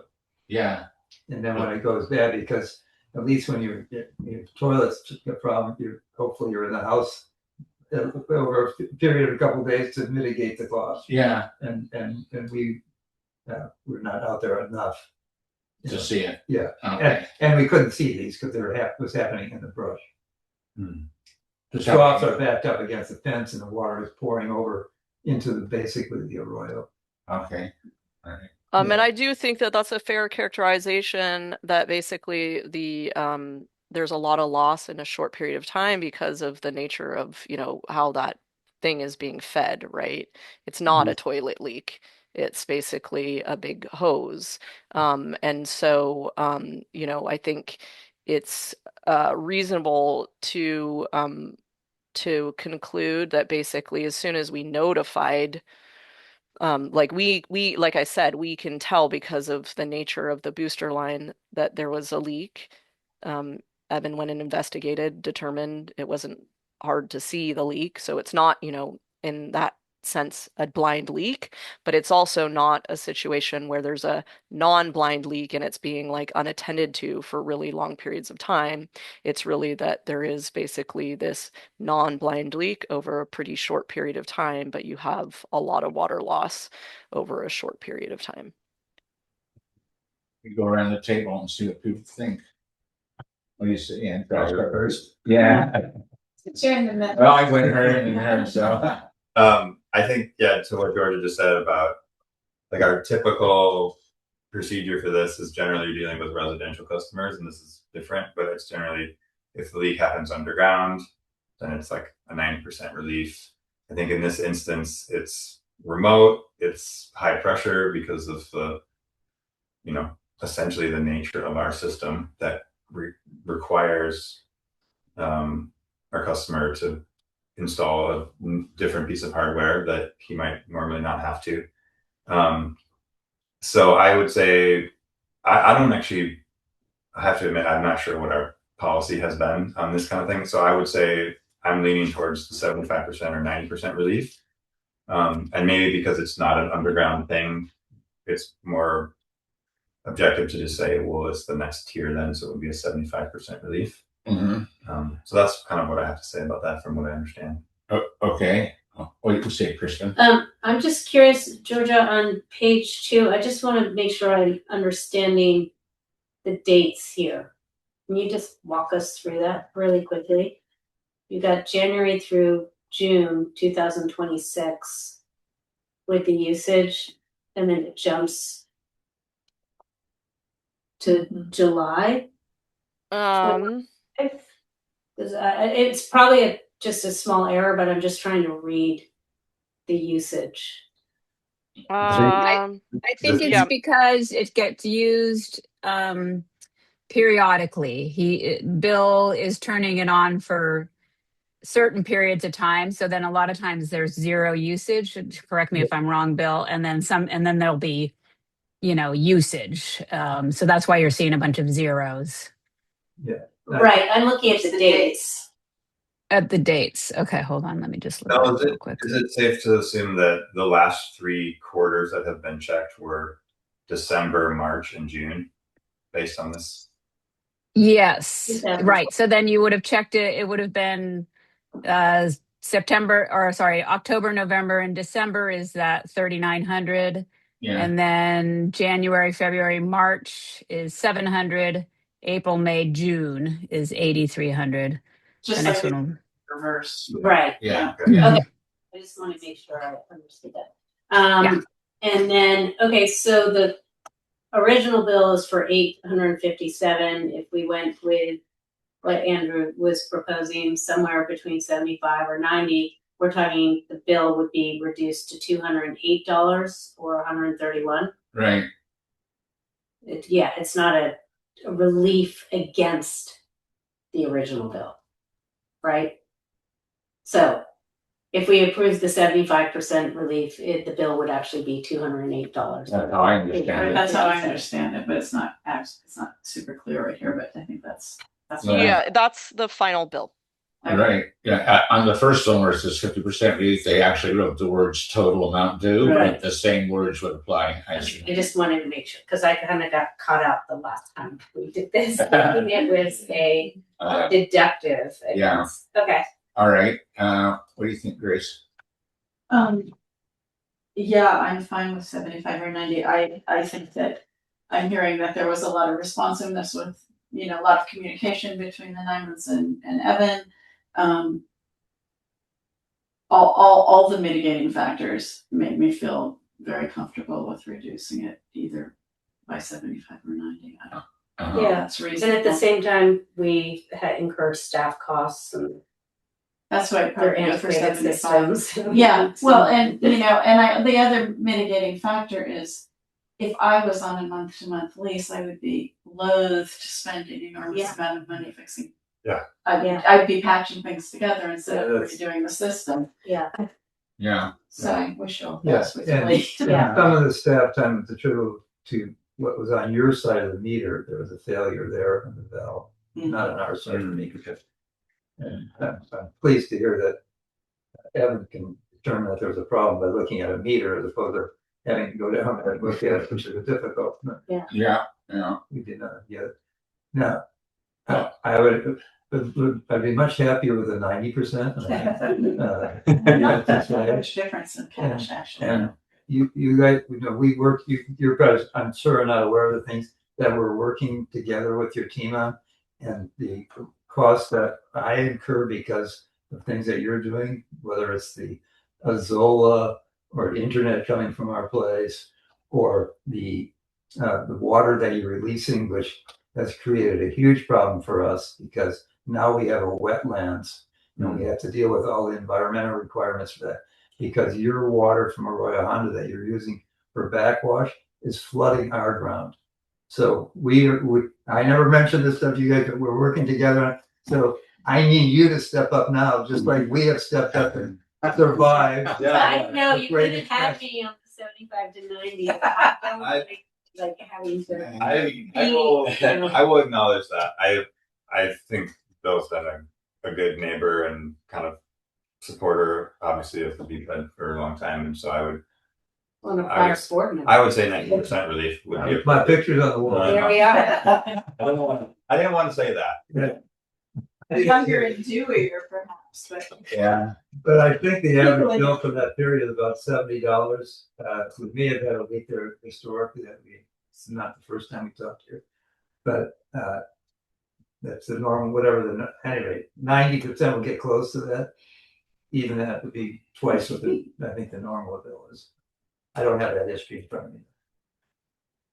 Well, let's go one more time around the table and see if we get I mean, I'm inclined to go with 75 to 90. I have a tendency not to take into consideration all the kind things that you just said about what you're doing, because I really just want to focus on the issue that is defined here. But focusing on that, I'm taking into consideration what everybody else has pointed out, which is that this is very much like a blind leak. When somebody has a pipe that's broken under the ground and they have no idea the water is leaking because they can't see it, So this is probably more akin to that, I think, than the broken toilet issue that I brought up before. So I'm probably leaning towards the 90% for that reason. But sorry, but I don't want to take into consideration all the other things that You don't like the coercion? Well, it's just that we're all good neighbors. And we're very sorry that. I'll have my lawyer contact. Yeah. Thank you. But They're not all issues, by the way. No, they're not, and I think they're important issues that you might want to have us address separately, but separately. So I'm just staying focused on the facts of your leak and how we usually interpret the relief that we grant based on the facts. So that's how I'm seeing it, actually. So let me see if we can go one more time around. What do you think about I would agree with that sentiment. Exactly. I mean, you had me. I appreciate being a good neighbor. I didn't need to hear it in this moment. I would encourage that you bring these up another time, because giving us awareness and optics on that is great. For really a $70 difference, I'm happy to our time to take more of it to discuss it. I'd be happy to do the 90%. Thank you. And what do you think about that? And the last one thing I just want to say is we are trying to define a policy, right? Yeah. That we can be using, so we're not in a position like, are you a good neighbor or are you not a good neighbor? Yeah. Right? So we don't have to take that into consideration. We can just be, pretty much more factual. So, but I'm Just to frame my expectations. Justify them. Yeah. So, all right, well, then can I get a motion then for the 90% relief? I make that motion. All right, is there a second? I'll second. All right, all in favor? Aye. Aye. So your bill will then Thank be you. $131.28. Bill, you worked hard for that $70. Well, it was a $720 relief. How about the 75 and the 90? Yeah. Anyway, thanks for Yeah. So there you thanks go. for waiting through all the. Yeah, and if you would like to bring some of those other issues to the BPUD, you should. About pumping our water or whatever. I think it probably should talk about it because Yeah. there are consequences. No, and also I think, just since we're talking about other matters concerning the property, I would also like to just point out that when we were in a serious drought situation a few years ago, and one of our reservoirs was down empty and the other one only had half, I went to Bill and said, Bill, if we get to this point, can we start using your reservoir for the town's water supply? And to the extent it might cost you some cattle, we would pay for it. But that's how desperate we are. And at that point, you did say, yes, we could. Yeah. And I just wanted to let people know that you have been a good neighbor to us in that way. Thank you. But if we can talk about your reservoir there, does that have to be on the agenda? But let me just throw some things out for you to think about for future. I believe that we should talk about, you need to drain that reservoir and consider draining it and cleaning it and do something to stop the Azolla. That's a serious, you're all aware of that.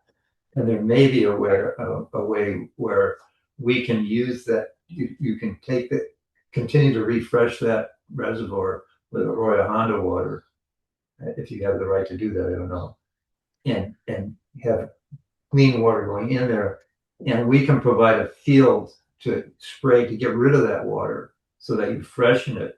as opposed to allow it to putrefy in there the way it is now. And if you in fact have to draw down on it, I'm not sure you're going to be able to even use that water, you know, in October or November. So, you know, with it, between the algae bloom and the azolla, I don't know how much familiar with that, but you have a problem with that water in that reservoir. Yeah.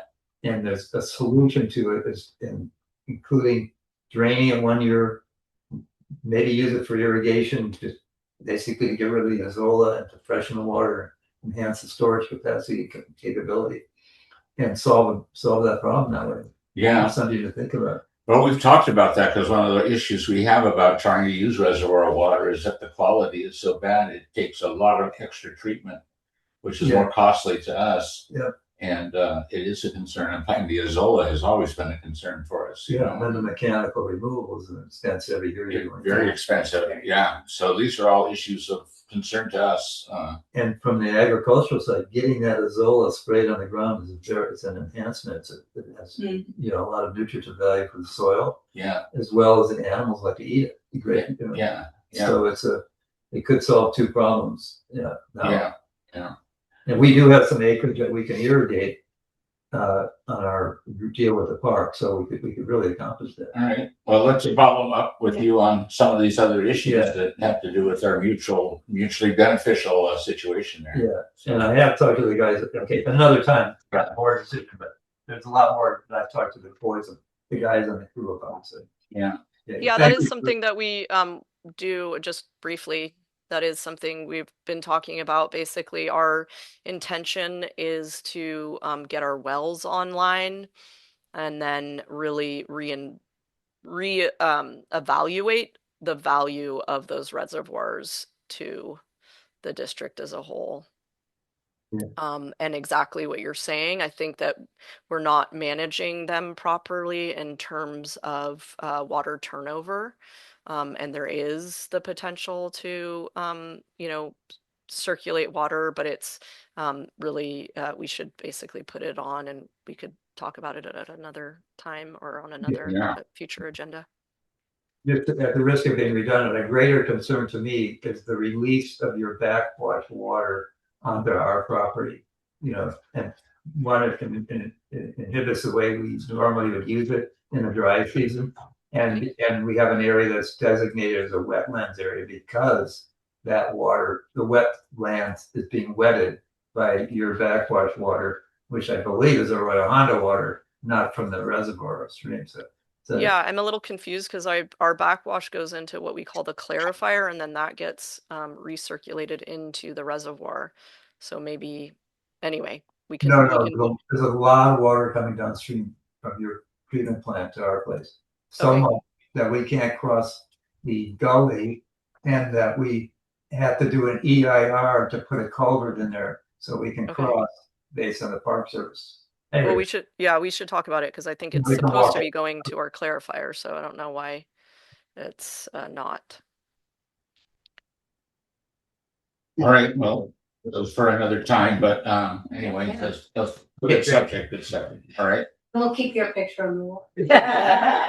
Until further notice. But if you don't mind, I'd like to say I've enjoyed all of your participation and how you've handled these difficult issues. Thank you. With your consultants and whatnot. So. Well, that brings us right to the next item in our agenda, which is review and consideration of amendments for director's pay. Come on, go out of here. We need to go to confidence here. Hi, thank you. Hope it's not fleshing the bacteria. I just came from a place where on the Gulf, what we would call Mexico, but what they call their Gulf of America now, is no one could go in that water because of the flesh-eating bacteria, which is a thing that can actually happen. So I don't know how it happens. And then in the Gulf, that's happening? The Gulf. Oh my gosh. The Gulf. That's scary. None of Mississippi Gulf. All this stuff coming down the Mississippi River and whatever, their sewage backup or whatever. So let's hope that's not a problem we ever have. No. All right, I'm going to move on to item 8, review and consideration of amendments to Director's Pay Ordinance 2026-1. And we've talked about this, and in a memo that's in the binder, we basically are looking at two options, I would say. So do you want to discuss those, Georgia? Yeah, I mean, I'll just say, obviously, we kind of had a, I would almost consider it a pilot where we raised the amount of, budget that would be kind of put towards the director compensation. And then we did that, I think it was like October. And then we've kind of been implementing this new the director compensation as laid out here for a few months. And it's actually quite difficult to implement, is kind of what I would say as an overall idea. Obviously, I think you guys had really valid intentions behind it, which was ultimately to really appropriately compensate specific directors' time for, kind of going above and beyond. But the issue, as an example of what I think is difficult about it, is that, you know, uh, essentially what this said is we'll have the stipend be $250 for just these, essentially regular meetings, whether or not you're able to attend, with the understanding there's work to be done with that. But then we would pay you $100 for attendance at non-regular meetings. And the way that we were really instituting that was basically noticed meetings. But of course, there's all kinds of work, even work that was mentioned tonight, like in terms of Jack's participation in, working through the lease agreement for the groin and all of that. Well, those didn't require noticed meetings. They were essentially, one-offs, or consulting with me, or corresponding with me on the phone. Like, there was a lot of work that went into that. Another recent example was basically Kevin's participation in the hiring committee. There were really not like formalized notice meetings, but that was a ton of his time. And so then we get into this sort of like arbitrary, kind of capricious nature where we're like, oh, well, we'll pay you for that meeting, and we're not really adhering to what the ordinance is saying, which is obviously not ideal. And so, I mean, what I basically was suggesting here is kind of, instead of doing it that way, what you could do is basically up it to whatever it ended up being, I can't remember, $350 a month. And or we could keep it at $250, and you could get paid additionally for, essentially being on committees. So whether those committees meet or not, I think that would be an easier way to institute, to implement a program. So I'm pretty agnostic about which one of those you choose, but I'd suggest that right now it's very difficult to kind of track, and it's just not even doing what you guys really intended, which is ultimately to compensate people for their time, because the nature of that work is not always in the form of a noticed meeting. Right. And I think that was our thinking, was to somehow try to provide some measure of compensation for the additional time that all of us put in, depending on what committee we're on or what tasks we're doing. And also, I think we're trying to make it not too burdensome on the staff to figure out, well, is that a compensable one, or is that? And then, as Georgia pointed out, just from my own experience, there were no meetings that were called as I put in time working with the growing project.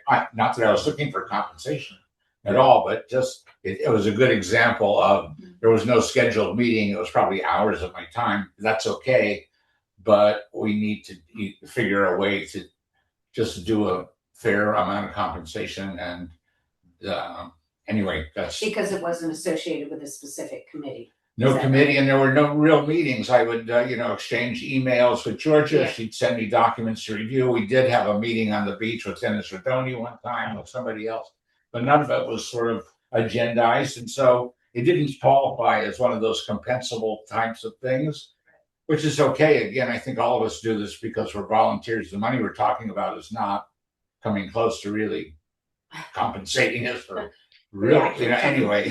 Yeah. Yeah, and I think that the broader point was that really the amount of compensation was, described at some point in time.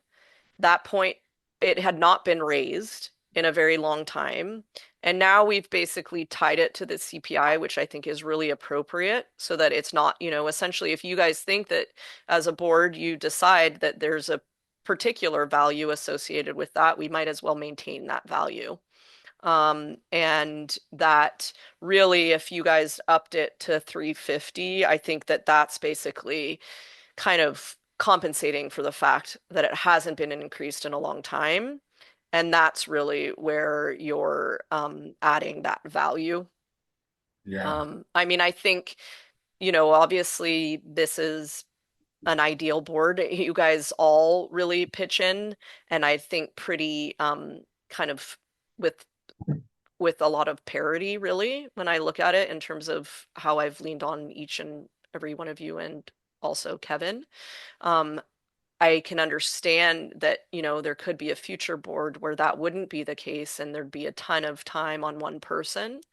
But I kind of think that sometimes it's like, it is recognized that this really is a volunteer position. This is effectively a token of appreciation of what the district can afford to, kind of as an expression of our gratitude more than like really compensating you for your time. And really when people go above and beyond that, that's kind of they're voluntarily taking on that work is really how I would, characterize it. So anyways, again, I mean, mostly it was just that I think it was a good idea, but in practice, it was really difficult to actually implement the ordinance as it's currently written. All right, well, let me go around the table. I'll go back to the beginning now. So after you first, what do you think? Well, as I recall, this came up among other things just because the finance committee spent so much time on budget, and that is kind of an annual thing that there's going to be. I think that's a committee that's a heavy lift. And there, the conversation was, well, for putting in that many more hours, maybe we deserve to have more compensation, which seemed reasonable. And there's been times when the personnel committee has been very time consuming, but that hasn't been true lately. So I kind of would defer to. Okay. I feel like I have not been putting in as much time as I did in the past, just because of what committees I'm in at the moment. Right. So I kind of would defer to how these guys are feeling, because you guys feel, it seems to me you've been doing the heavy lifting. I would say I didn't realize that the extra $100 per meeting, 12 meetings per year, had to be a notice meeting. I'm not sure I ever voted on that. I think what I would say is that there are a lot of finance meetings. There's a lot of building committee meetings. There's like the Canyon Road Committee. We went to the Stinson Beach Water Board on a Saturday, and I would have said 2 months ago, oh, those would be the extra $100. I'm not searching for committees to join. Trust me. So I would say let's just move it, because we had $250 per month and then 12 meeting maximum per year. Let's just move it to 350 and adjust it with CPI, and not try to kind of keep track of other meetings and ad hoc committees. Yeah. I mean, yeah, it's just very difficult. I mean, like, to your point, right? Yes, I think that it's appropriate to compensate for those additional meetings. But one thing is, like, if they're not noticed, it's harder for us to, it's just more work for us to track them, right? Because we have to independently track them. Plus, then there's like the building committee is a great example where it's like, oh, let's get on a quick 15-minute call. And it's like, okay, does that rise to the level of basically what should be compensated? It just, again, is like, it's sort of defeating the purpose and a lot of work for us to implement, and ends up feeling like it's more time than it's really, the value that it's adding. It's more administrative. Yeah. All right. So how do you want to move forward? It sounds like we have a consensus. So let's just call it the 350 and forget the separate accountings of Yeah, I mean, one thing I would suggest, this is a little difficult and I don't know if it's appropriate, but what I would like to do is basically have you guys modify this ordinance so that it would retroactively go back to July 1, and that would be essentially what you guys, for the new fiscal year, we'd basically move everybody's compensation to 350. Because this is an ordinance, it really needs to basically have a first reading. And the reason I'm saying about the July 1 or whatever is that basically you would basically go back, and I think that it's really equivalent to ultimately what you guys would, otherwise get paid, as Andrew was just pointing out, in terms of the 12-month, 12 meetings a year, $100 basically puts you at the 350 anyway. But basically, if you guys, I'll bring this back because I think it needs to come forward as a first reading, which it didn't really formally do. Comes back as a first reading in at the September meeting. It then would be executed. You would then have a second reading in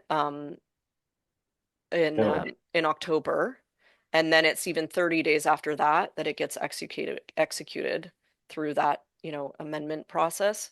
But ultimately what it would do is basically go back all the way to July 1 and then just compensate you guys at the 350. All right.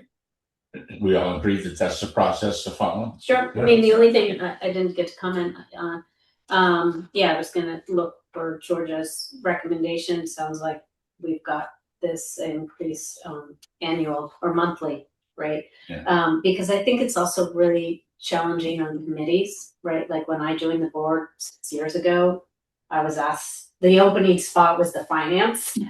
Surprise. Yeah. So and it takes a while to get up to speed on an annual basis. So to cycle, right, like do I necessarily want to be on a committee that spends more time than because I'm going to be compensated for that? No. But are we going to rotate the committees because it takes 6 years to get up to speed on finance? So I'm fine with keeping it simple. Okay, good. And you're probably really good at it by now. She should do another 6. Yeah. She just wanted 6. I can do 36. I do like it. All right. So this is item 8 on the agenda. So you will agendize the first reading of the amended ordinance at the September meeting. Is that right? Yeah. And that way Kevin can weigh in too. And then you guys can offer amendments. We'll bring it back for a second reading. And then basically it will be executed, but I will recommend that it just has, language in it that says, going back retroactively to July 1 of 2026. All right. Very good. Thanks, George. Thank you. Comment, if it's Yes. short comment. First to say I really appreciate the work that all of you do, and it is a lot of work. I think that it's a good decision also because there are people who might not be able to volunteer so much time. They're not in an economic position where they would be able to give up their hours that they need to make money at because they're just not in a situation where they can do it. So I think it is important to keep that in mind, that need for equity in people being able to come forward and be on the board. It's good to make that assumption that they need money. People will need money. Right, I think that was part of the original discussion. It doesn't Actually, just what come up. Yeah. So anyway, thank all of you for the work that for volunteering. Yeah. Good point, Jenny. Thank you. All right. Yes, and I would just public service announcement that the other boards should also compensate for that same reason. Exactly. I've brought it up several times for the school board because of that very reason. All right. There is nothing under item 9. Item 10 we've already done. So that takes us to item 11. Temporary part-time continued hydrogeological support for ongoing district projects. Rob Gailey. And Rob, you've been here the whole meeting. I saw you. Sorry, Rob. I hope you Maybe didn't expressly come for this. I'm sorry I missed that you were in the attendees here. Otherwise, we would have moved you up. So this is, I mean, it's pretty self-explanatory, but Rob has obviously worked with the district on several projects over the last many years, and it's been really great to work with Rob. Rob has effectively shut down his private consultation business, and it just made sense given the projects that we still have ongoing, to set up a part-time temporary position so that he could continue to work with us. And similar to Rich, it was just quite convenient so that he can fall under our workers' comp and our insurance, and we're just really appreciative that Rob is willing to continue to work with us. I hope that this would be as on an as-needed basis. Yeah. Yep. Okay. And yeah, so I think it's and I kind of lay that out here. I think that the financial impact is probably beneficial for the district because he's basically it's work that we would otherwise be paying him if he obviously had his consultation business still going, or have to identify a new hydrologist to help us with this work. I mean, ultimately, that may happen sooner rather than later, that we ultimately do, but it's very convenient, especially because, like I said, we've not finished all of the projects. Like, as an example, he was helping us with the Wells project. It's very helpful to have him continue with those projects, and then just obviously his overall familiarity with the district, the fact that he's local, it's just incredibly beneficial to kind of have him on our team still. So yeah, just really appreciative of the proposal basically for the district to enter into sort of an independent contract with him. It's not actually a contracted work. It's very similar to what I was describing with Rich, where it's we'll have an agreement with him that is to and it's already been executed. I mean, I'm bringing this forward because we basically for transparency's sake, because it really wasn't going to have any financial impact on us, but basically it's he otherwise he was going to he's shut down his business. He's not continuing to carry coverage. It made no sense for him to continue carrying that coverage with a single client, which was basically us, but he wanted to continue to support us.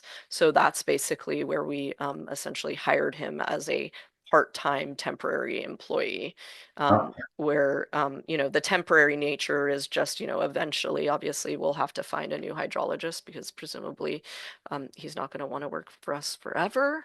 But and the part-time nature is really just reflective of the type of work that he generally has done for us all along, which is very few hours here and there. Yeah. So obviously he then just tracks those hours, and we pay him for that work. So do you need a motion on this, and what kind of a motion? I don't actually think so, because like I said, we've already actually executed this particular one. I think I'm just kind of bringing it forward. Obviously, if you had any concerns, this would be the time to, but like I said, I think ultimately it's we're paying him less than we otherwise were paying him when he had his firm. Any comments from the board? I just want to say thank you to Rob, and he's always been so helpful, and his reports are a pleasure to read. And as you get closer to stepping away from us, maybe throw us a couple names that you might think are appropriate for us to step in. Okay. But stay on. All right. Well, all right. And I guess I'll just say that I'm not here because of this. I'm just a BPUD junkie. I love to watch these things on Wednesday nights. So. Yes, you are. Let's put this picture on the wall. Yeah. Yeah. It's a good neighbor. Yeah. I would just comment that I feel like we're getting, and talking about volunteering for time, we're getting extraordinarily Yes. wonderful neighborly price from Rob, and I super appreciate that. Yeah. Thank you, Rob. Thank you, Rob. It's what we call mates rate in my So it's great. Yeah. All right. world. Thank you, Rob. Move on to item 12. Part-time resource recovery facility worker Andrew Kleinberg. So we had a position available at Resource Recovery, and it appears that Andrew is the one who's going to be doing the work. Is that right? Yeah, yeah. So Greg was unable to continue working there. He had moved out of town, and it was just challenging for him to get into town. So he left in, I don't know, a few months ago. And Joe is, needs some help down there. So we put out, a job opportunity. We had 4 people who applied, and we chose Andrew. He is, I think I mentioned this in the notice, he's busy until like mid to late September, and then he'll start then. So we actually right now have John Barry, who's been helping out at the site with Joe already, and he's going to kind of pitch in while Andrew before Andrew comes on, and then also just if we need, he'll be kind of like a temporary part-time person on an as-needed basis to help with labor or anything that we need when Andrew's there. So I'm happy that we have some help for Joe coming. Yeah. So do you need a motion once again for us to approve it, or is this sort of just to inform the board of the hiring? Yeah, more just to inform the board and the public that we of the hiring, and hopefully it'll have a little bit of stability down there going on. Yeah, very good. Item 13, approval of the what? Good guy. Yes, yeah. Yeah. Yeah. Item 13, approval of the indemnity agreement with Stinson Water for the interim part-time services provided by Andrew Spalding. Yep. And I have something in my manager's report about the meeting that we attended, but just briefly, this was basically, as you know, we are very grateful that Andrew has agreed to continue to work as our operator of record on the sewer system. That's allowing us to, adhere to regulatory requirements for needing somebody with the grade certification to run our treatment facility and collection facility under compliance. So this was basically what Stinson requested of us, was to enter into this mutual indemnification agreement. So that's here. Jack has already reviewed this during the course of the many hours that he puts in that are not actually agendized meetings. Anyway, so yeah, I think it's, and then Stinson's board approved it on Saturday at their meeting this past Saturday. So this is basically our turn to approve it. And then as soon as you guys execute this, then Andrew will be coming in later this week. Very similar with what I was just describing with Rich and Rob. It's going to be a part-time temporary position where, essentially it's to help us submit these regulatory reports is the primary thing that he'll be doing.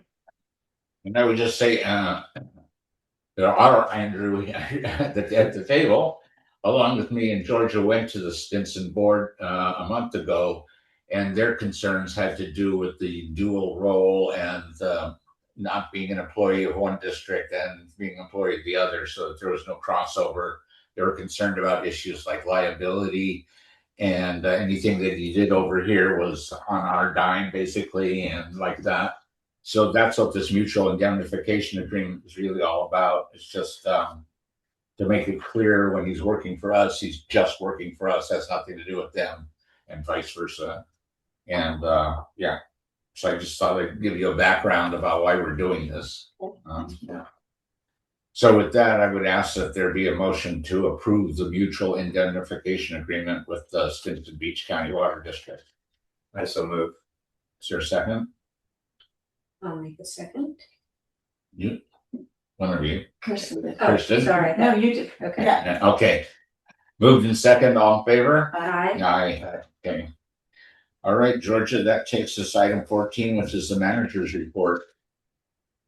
All right, and 1 second here.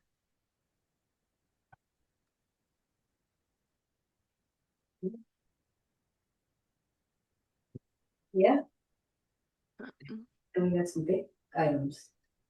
Yeah, That's all right.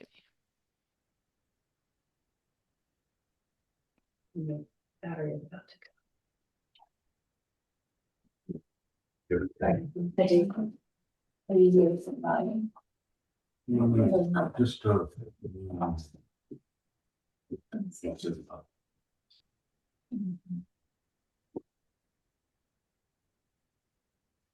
Sorry. Give me 1 second here.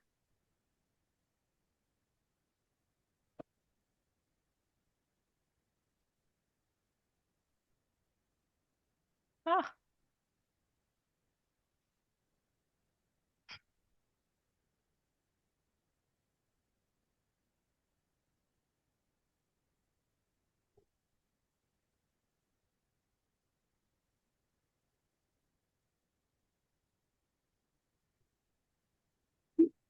What is going on? Sorry, guys.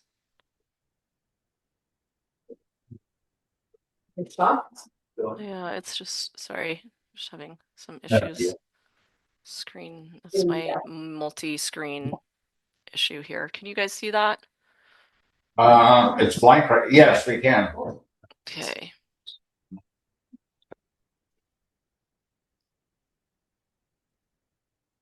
Yes. All right. I'm gonna go into a presenter mode. Let me know if you can still see. Can you guys see that? Okay, Yes. can you guys hear me? See? Okay. Yes. So basically production and consumption. So water production in July averaged 148 gallons per day. This was up from 131 gallons per day in June. Consumption was at 140 gallons per day. This is up from June's consumption of 135. Comparing the last couple of Julys, so as I just said, we're at the average use per connection was 148 gallons per day. This was a 10% decrease relative to July 2025, where we were at 164, but slightly higher than July 2024. This is just another view, as you guys are used to, of total gallons of essentially what is potable supply, but basically the same as our production, and then potable demand, which is our consumption.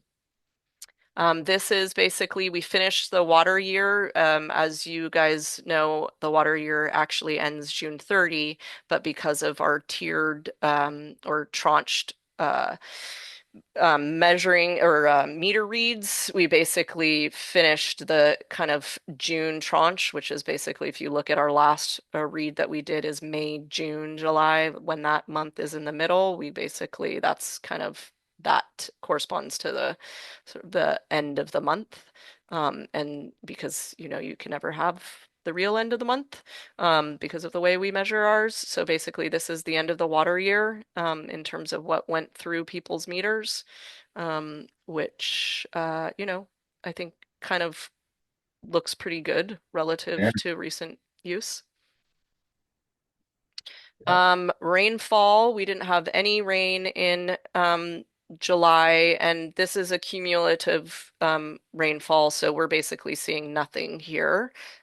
You know, on, you know, normally you would be seeing a blue dot if we had some rain, but since there's nothing there, we're not really seeing anything. Again, we just started the rain year. This is the cumulative rainfall from July through the end of, sorry, through the end of July. And basically, again, we're not seeing any. We had a little bit of rain, but obviously we don't typically have a lot of rain in July, so that's not too concerning. And very exciting. Wanted to introduce introduce our two new hires, Nick Weissmiller here and Lucas Moore. We're just super excited to have them on board. The morale in the district has just been really great since they joined. Everybody's feeling really positive, so it's very exciting. And hopefully you guys will get to meet them soon. Just looking at the two reservoirs, or sorry, the Arroyo Hondo, at the lower impoundment and the upper impoundment, just to remind you what things looked like in July.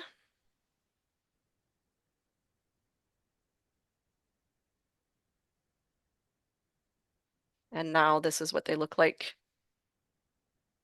basically today or yesterday. That's the lower.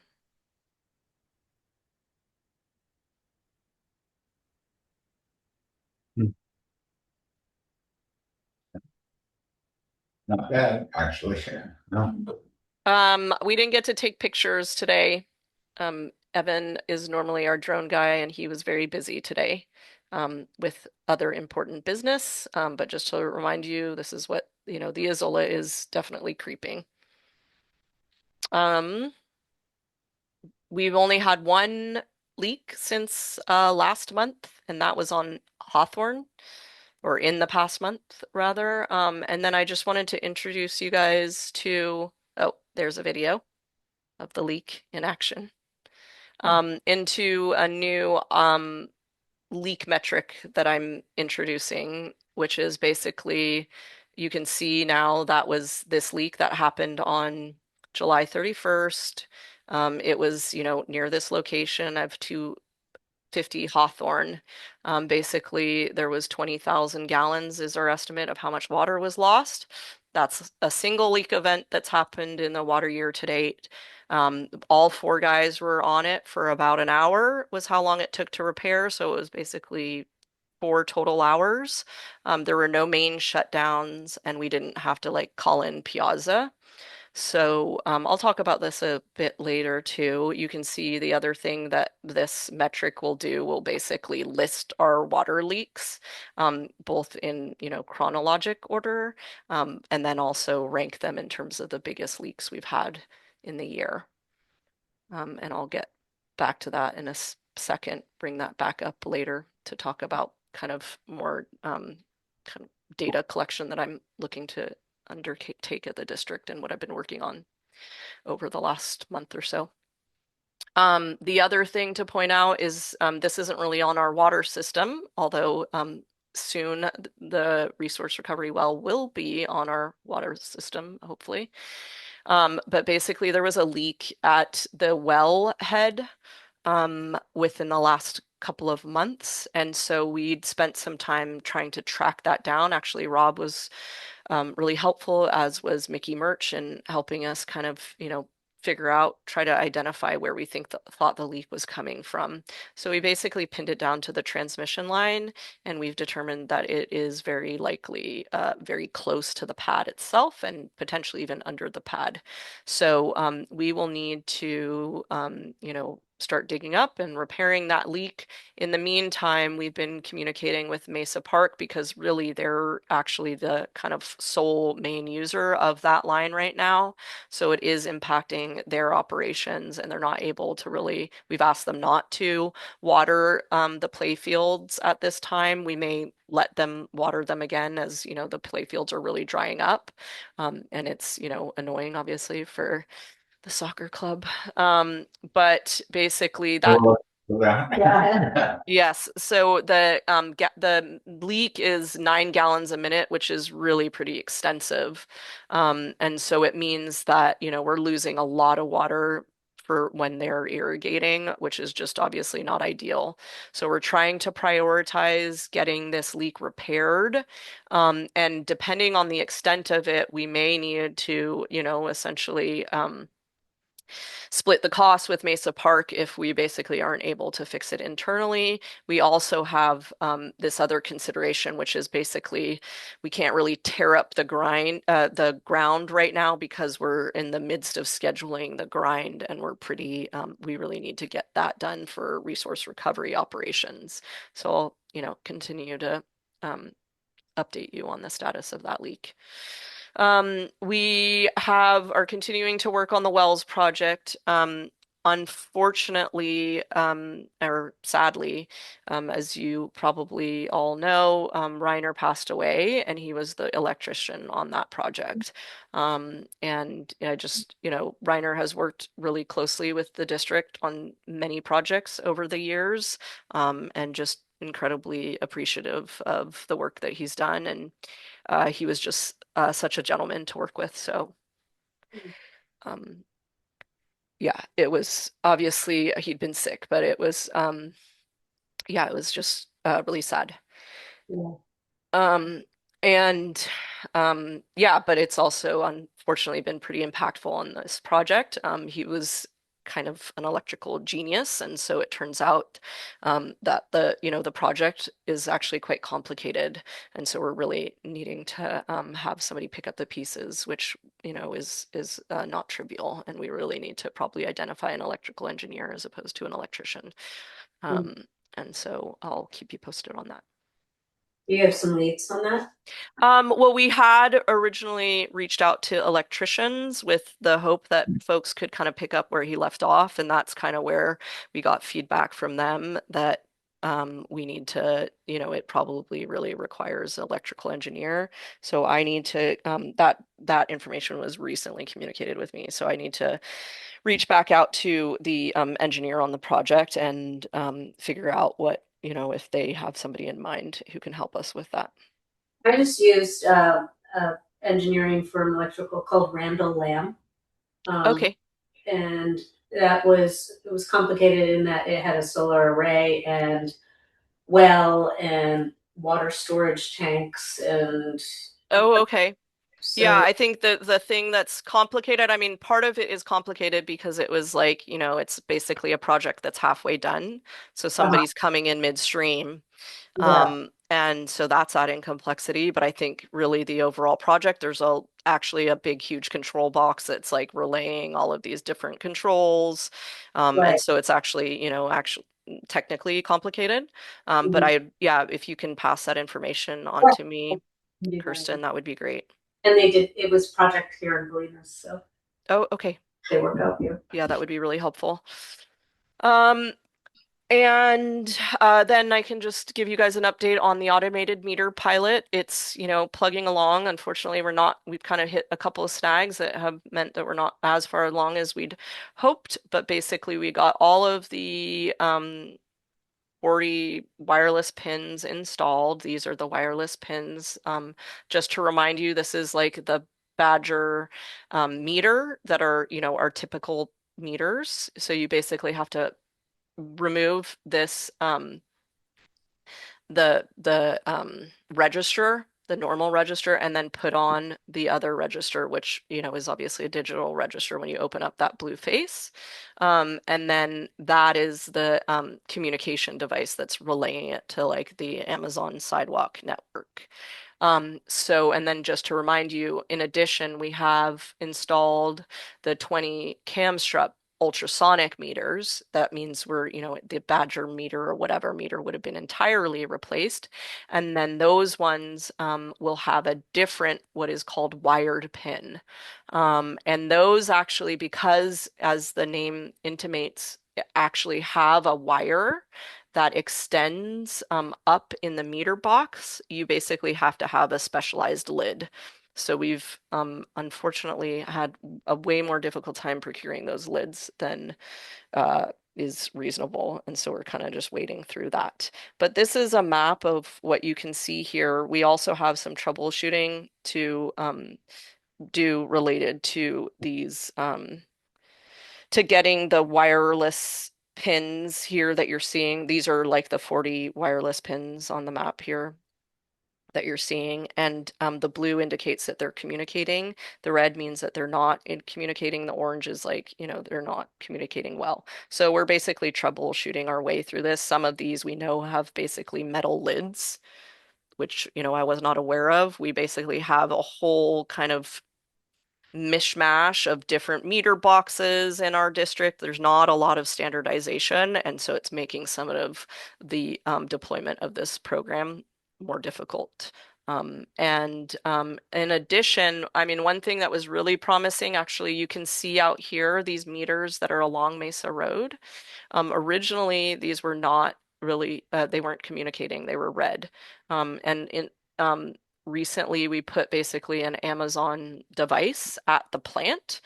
And then all of a sudden, now these meters are communicating. So those are pretty far range. I mean, there's not a lot of trees and stuff like in buildings, but it's still really promising to have seen that basically a single device at our treatment plant that's kind of in a valley has now meant that these quite dispersed meters are now communicating. So basically, we have a couple of other devices to deploy on our district properties that should augment the network there. And then we'll, and plus changing out metal lids and just other kind of troubleshooting in hopes that, we'll have a lot more devices communicating. The OPC grant, continue to work on that. We basically moved into a secondary phase, which is the environmental side of things. So we have, West Yost has a subcontracted with an environmental consultant, and they are basically looking at, high level sort of ESHAs within our project study area, which obviously expands both Stinson and Bolinas, to kind of key in on some of the major kind of environmental considerations and how those will impact, our proposed project components. So that's kind of an exciting phase. We kind of, as I presented to you guys last time, we finished the technical memorandum that was really around assessment of our existing system and the sort of this defining of the most vulnerable septic systems within our districts. Just reiterating, especially because we kind of hit some snags here, especially with our staff turnover. We, obviously are now fully staffed, but obviously folks are still training up. So it's just meant that, we haven't been able to get to projects as we had hoped. But basically, we've essentially about halfway done with the Cedar project. One thing that happened with that project is that basically we appreciated that there was some trees that appear that are large trees that are over our water main there, and that we should really remove those trees. So that's basically it appears that that should probably happen prior to finishing the drainage work that is associated with that project. So we're continuing to work on that.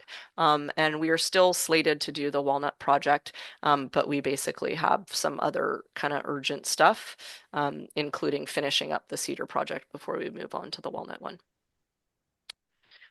This kind of gets back to that leak relief or leak metric I was talking about, and I just kind of wanted to let the board know one thing that I've been working a lot on, especially as we basically have 2 new employees, and it's like I said, it's been a really sorry, Jeannie has her hand raised, I'm just seeing, and I'm guessing that has very, very quickly, I just wanted to thank you for the work, and glad to know that there's a second iteration of it when everything is appropriate.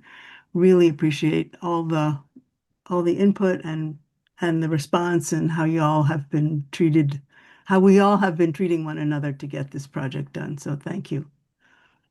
Thank you. So just using that water loss leak report as an example of something that I'm looking to really implement and have been working on the last few weeks is basically, it's something that I've wanted to do the entire time. Like as soon as I joined the district, it was just basically given my skill set and given that a lot of time is spent basically recording data on paper format, I really wanted to digitize that data capture. And so using that report as an example of this. So basically, I've created a form that, the operators basically, when there is a leak, it prompt, they essentially fill this out on their phone, and that means that then we're capturing data associated with it. So, and then that basically is the raw data that then gets called upon. And what I'm really trying to do is develop this like operational master data log is what I'm calling it, where all of our data is being centralized into a single workbook, which ultimately, I don't know if you guys can see here, but basically some of these sheets near the front are actually like dashboards associated with the metrics we're pulling down. So as one of those examples in, the water dashboard is basically the visualization of that leak data, which is what I was showing you guys earlier, which is, effectively, and obviously this is just a single example of that kind of workflow. But the idea is that, depending on what the operators really want to see in terms of, hey, I want to see this data collected and I want to see, it visualized so that I can see what consumption looked like the last, whatever few years, or, using metrics or visualization that help you think about when we're going, for instance, over our sewer flow limits. So that kind of thing, just basically, digitizing all of the data collection and then ultimately having that both make some of the reporting where we have to call on all of that data much more efficient, but also basically also kind of mine that data for things that would ultimately inform the operators and basically allow us to run the district better. This is the meeting. We kind of already talked about this, but that was that meeting that Director Seidman and Director Alexander Green attended. Just really want to thank you guys for attending that meeting with me. I just really appreciate it's kind of the moral support to go in there with you guys. It just made it much more pleasant. Since I last spoke to you guys, and this has kind of been a recurrent item, but basically just to point out that the Brighton Seawall project manager shared a bunch of material with us. And so we've put that up on our website. You can get to it from the front page, but ultimately it's a link to those materials plus contact information on who they, this is effectively the engineer, because we were getting calls about the project, and obviously, as you know, this is not really our project and we weren't really poised to even answer people's questions. So at least now we're kind of basically can point people in the right direction. Thank you. I can't tell you how many texts and calls I've been getting about that project. Yeah, and we'll probably put something, and we just recently got this and, put this all up on our website. I think we'll probably just do a next door blast to let folks know, because, probably people aren't going, without knowing that it's there, they're not really going to our website to check it out. But also, yeah, just project manager.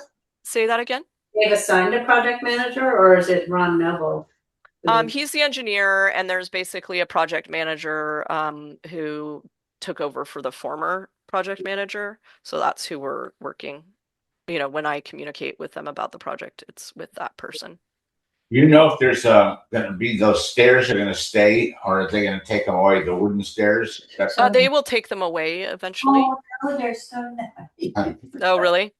They're really nice. I was hoping they was going to stay. Yeah, they are really nice. No, I think that part of their permit does not allow them to maintain those stairs. So Right. they're temporary. Right. But they're beauties. They are. And we now have 118 participants. And as I do every time, I just like to encourage people to sign up for online billing, because this time Annie wishes she was working on our training program. Are you gonna like adjust her smile? Yeah. As more and more participants. That was my suggestion. We have her just kind of flat-faced now. Oh, yeah, that's true. Okay. Yeah, we'll have to get the dynamic AI. Fletcher can do it. Yeah. Let us know next time what percentage that is. I like percentages. Okay. I mean, Like 118 Out of what? Out of what? 600 maybe? I don't know. yeah, it's about 600. 580.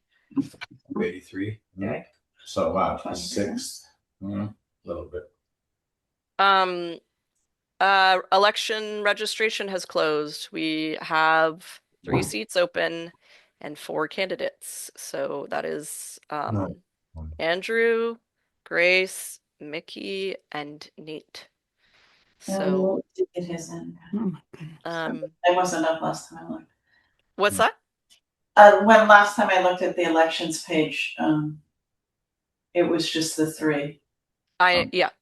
But Yes. this is updated, and that was a while ago. So, are we gonna do a candidates night, which we usually do? Yes, and that says right here, likely late September or early October. Oh, sorry, didn't even see it. Oh, yeah. So we'll plan to do that.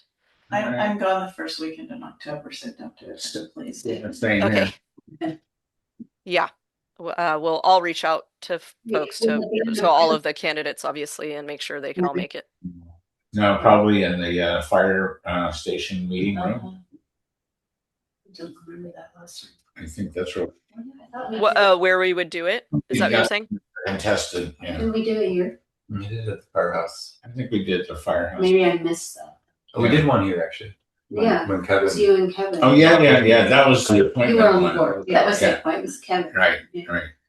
Um, All right. Well, so we'll pick a date. when are you thinking? Because I just want to make, I'm leaving October 15th. I mean, it sounds like October is not very good for people, so we can do it in September. Okay. But we'll reach out. Obviously, I'll make sure that all of the candidates can make it. I don't think, is it usually a noticed meeting? No, I think it's just like a candidates night. Like we, So publish it and everything, but the other, the folks like Kirsten wouldn't necessarily need to be at the meeting. no. So, and I guess if we had Unless I wanted to if we vote. had a quorum, we probably do need to notice it. Yeah. Anyway. No, I don't think it is a noticed meeting. Okay.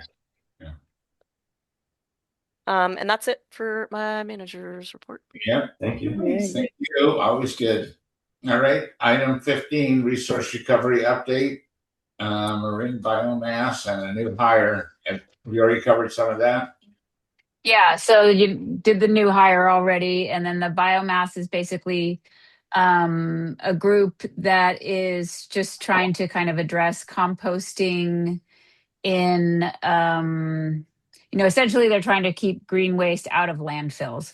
And so they're trying to help, facilitate that happening, and that they realize there's a lot of compost that gets created, but then where does it go, and how can we better sort of, create green waste things? Basically kind of what resource recovery is doing, but on a either bigger scale or more of those kind of places around Marin County. And then another piece of it was also getting compost from those sites to end users, which are like farmers, or the county uses it on, for their parks and rec. And so it's sort of a little bit of a, workshopping, figuring out kind of solutions type of thing. And I just decided to join along for maybe just meeting people and learning more stuff about it to help resource recovery. So it's an interesting process that just on the beginning stages of. Right. All right. On to 16, electrification committee, designation of committee members. Yeah, Rob is, I think, still here. He could talk about this, but this is basically the electrification committee has been formed. Rob is the head of the committee or committee lead. Sharon Tonsky, Chris Brom, Peter Gleckler, and Roseanne, not Nadeau. Sorry, I forgot. That's Lavoy. Is that her name? Lavoy. Yeah. Sorry, I forgot to correct that on here. I don't know if it's corrected on your version. I corrected it, but it looks like I've uploaded a It's on this committee. yeah. And this is, I mean, we've talked about it before, but the charge remains the same. And it's, you know, appreciative of these members of the community who have really will step up to undertake this important work. Yeah. All right, that's a good one. All right, going on to item 17. Let's see, we don't have anything. I have something to say, just to follow up. The last time I was here, just wanted to say, turned the rug around in the hearsay office to cover the holes, and now it's fine. There you go. Thank Thank you so much. I like your Thank you. solutions. All right, I'm going to skip through the ad hoc committee updates and through the standing committee updates and go to approval of item 25, approval of the minutes from the regular meeting of July the 15th. Okay. Does anybody have any proposed changes or corrections to those minutes? I didn't see anything that stood out. Well, when I click on the link, it takes me to the warrants for some reason. So Oh, really? Is it the wrong? Oh, Maybe that was it's probably me, made a mistake. Let's see if I can find it here. on the agenda itself, Kirsten, or on the website? on the site. I'm going through your agenda and then we'll. Oh, on the website, it's there. Yeah, sorry, I probably just messed up the link on the you know, maybe I put the warrants twice instead of the minutes. No, you okay on But they are correct on the website, I believe, right, Okay. Bill? Yeah, the website, you can click on the link. Okay. Any corrections or changes? And if not, you'll kind of get a motion to approve those minutes. I move to approve the minutes of July. Thank you. Okay, I guess I'll second it. Seconded. I wasn't here. You weren't here. All right. Can I ask a question? Sure. Not about the meeting, but the meeting minutes have reminded me about. Do we need to do anything about the trash enclosures at the beach fronts? Oh, you know what? Hold on a second. Let's get a vote on that motion. Okay, moved and seconded for approving the minutes of the regular meeting of July the 15th. All in favor? Aye. I'll approve. I'll abstain, I think. Okay. Go ahead now. The trash collection. Yeah. bins? Do we need to give any update on that? At this meeting? Yeah, I guess not. Other than Yeah, I think we just basically are having a meeting with a bunch of stakeholders. like we said we would at the last meeting. Yeah.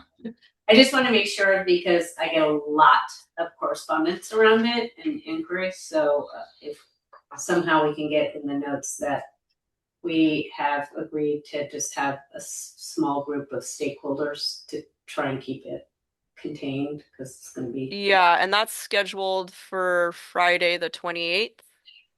Oh, good. Right? Yeah, right. so. And everybody's committed to show, so that's good. So hopefully we'll have something. Yeah. Next meeting. Yeah, I mean, we'll put it on obviously for next meeting and report out, I'm assuming, Kirsten and Belle. Yeah. Can we get that up already? Yes. Put that request on so I don't have to send an email for a request. Yeah. Okay. We can put that on. We usually basically when Annie's prepping the minutes, one of the things she's doing is looking at us talking about things like this for future agenda items. Oh, good. Well, we just jumped ahead. So let's do approval of the warrants. Item 26, last item on our agenda, the warrants for the month of July. Any comments or questions about any of them? And if none, can I get a motion to approve the warrants? Piazza one's a killer. It is. Yeah, I see that it's basically because it's going the way this is done is like paying a single person, but it really is the Warfleet plus the booster line. Yeah, that's a biggie. If there's no other comments or questions, can I get a motion to approve the warrants of July? I would make that motion. Thank you. Is there a second? Sure. Thank you. I thought you were still looking at it. Oh, okay. And, I have to use this. Yeah. All right, moved and seconded, all in favor? Aye. Aye. Okay, incoming correspondence, I don't know if we have to deal with that. No, we don't have any. Okay, and we just did the future agenda items, right? We just talked about those. Yeah, if there's anything else you guys want it added, I guess we'll have the district pay coming back and then the garbage. I'm not sure if other stuff has come up, but like I said, we usually, Annie is About maybe track of that. agendizing the thing that we talked about with Bill Nyman about the Azola and the drainage of our Sure. I mean, I would recommend that probably I have a meeting with him okay, why don't you do that? because that would be, I don't think it's such a complicated discussion that I Yeah. don't think it really makes sense to bring it forward at the first time in a public meeting.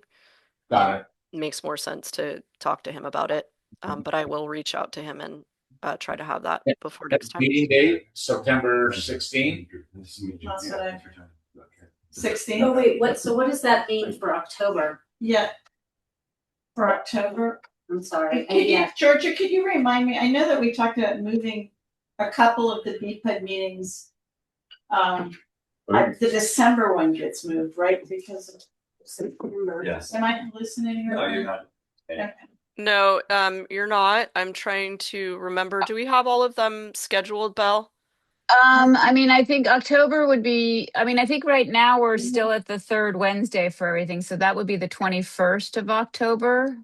But they approved basically modifications. I know the February one got moved and I believe the December one, and I think you guys decided to keep the November one the same. I'm not we did. remembering, Yeah. but we'll send out and schedule it and set invites. Okay, sounds I November. can do that this week. Yeah. Wednesday. Okay, I will not be here in October. Okay, Okay. that's the 14th, or no, sorry, 21st. 21st. Okay, What is well, with September? Are we doing the 16th? I'm sorry. Yes. Thank you. Yeah, this very September. brief update just about what's happening with Canyon Road at the next meeting, just because I always wonder about it. Yeah, sure. Or we can just talk about it. It doesn't even have to be a meeting. It's on my mind. Thank you. All right, you know what? This meeting is adjourned. Bye. Thanks, Georgia. Hey, do you guys need So us don't forget to turn off you guys need to turn off the camera, or is Annie Oh, doing that? Annie was gonna come by and just Okay. close up just to make Okay. sure. You guys don't have to do anything. You can just leave. I will let Annie know she's kindly volunteered to. You're off the clock. Already on the clock? Yeah. I can turn the camera off. I can't see what's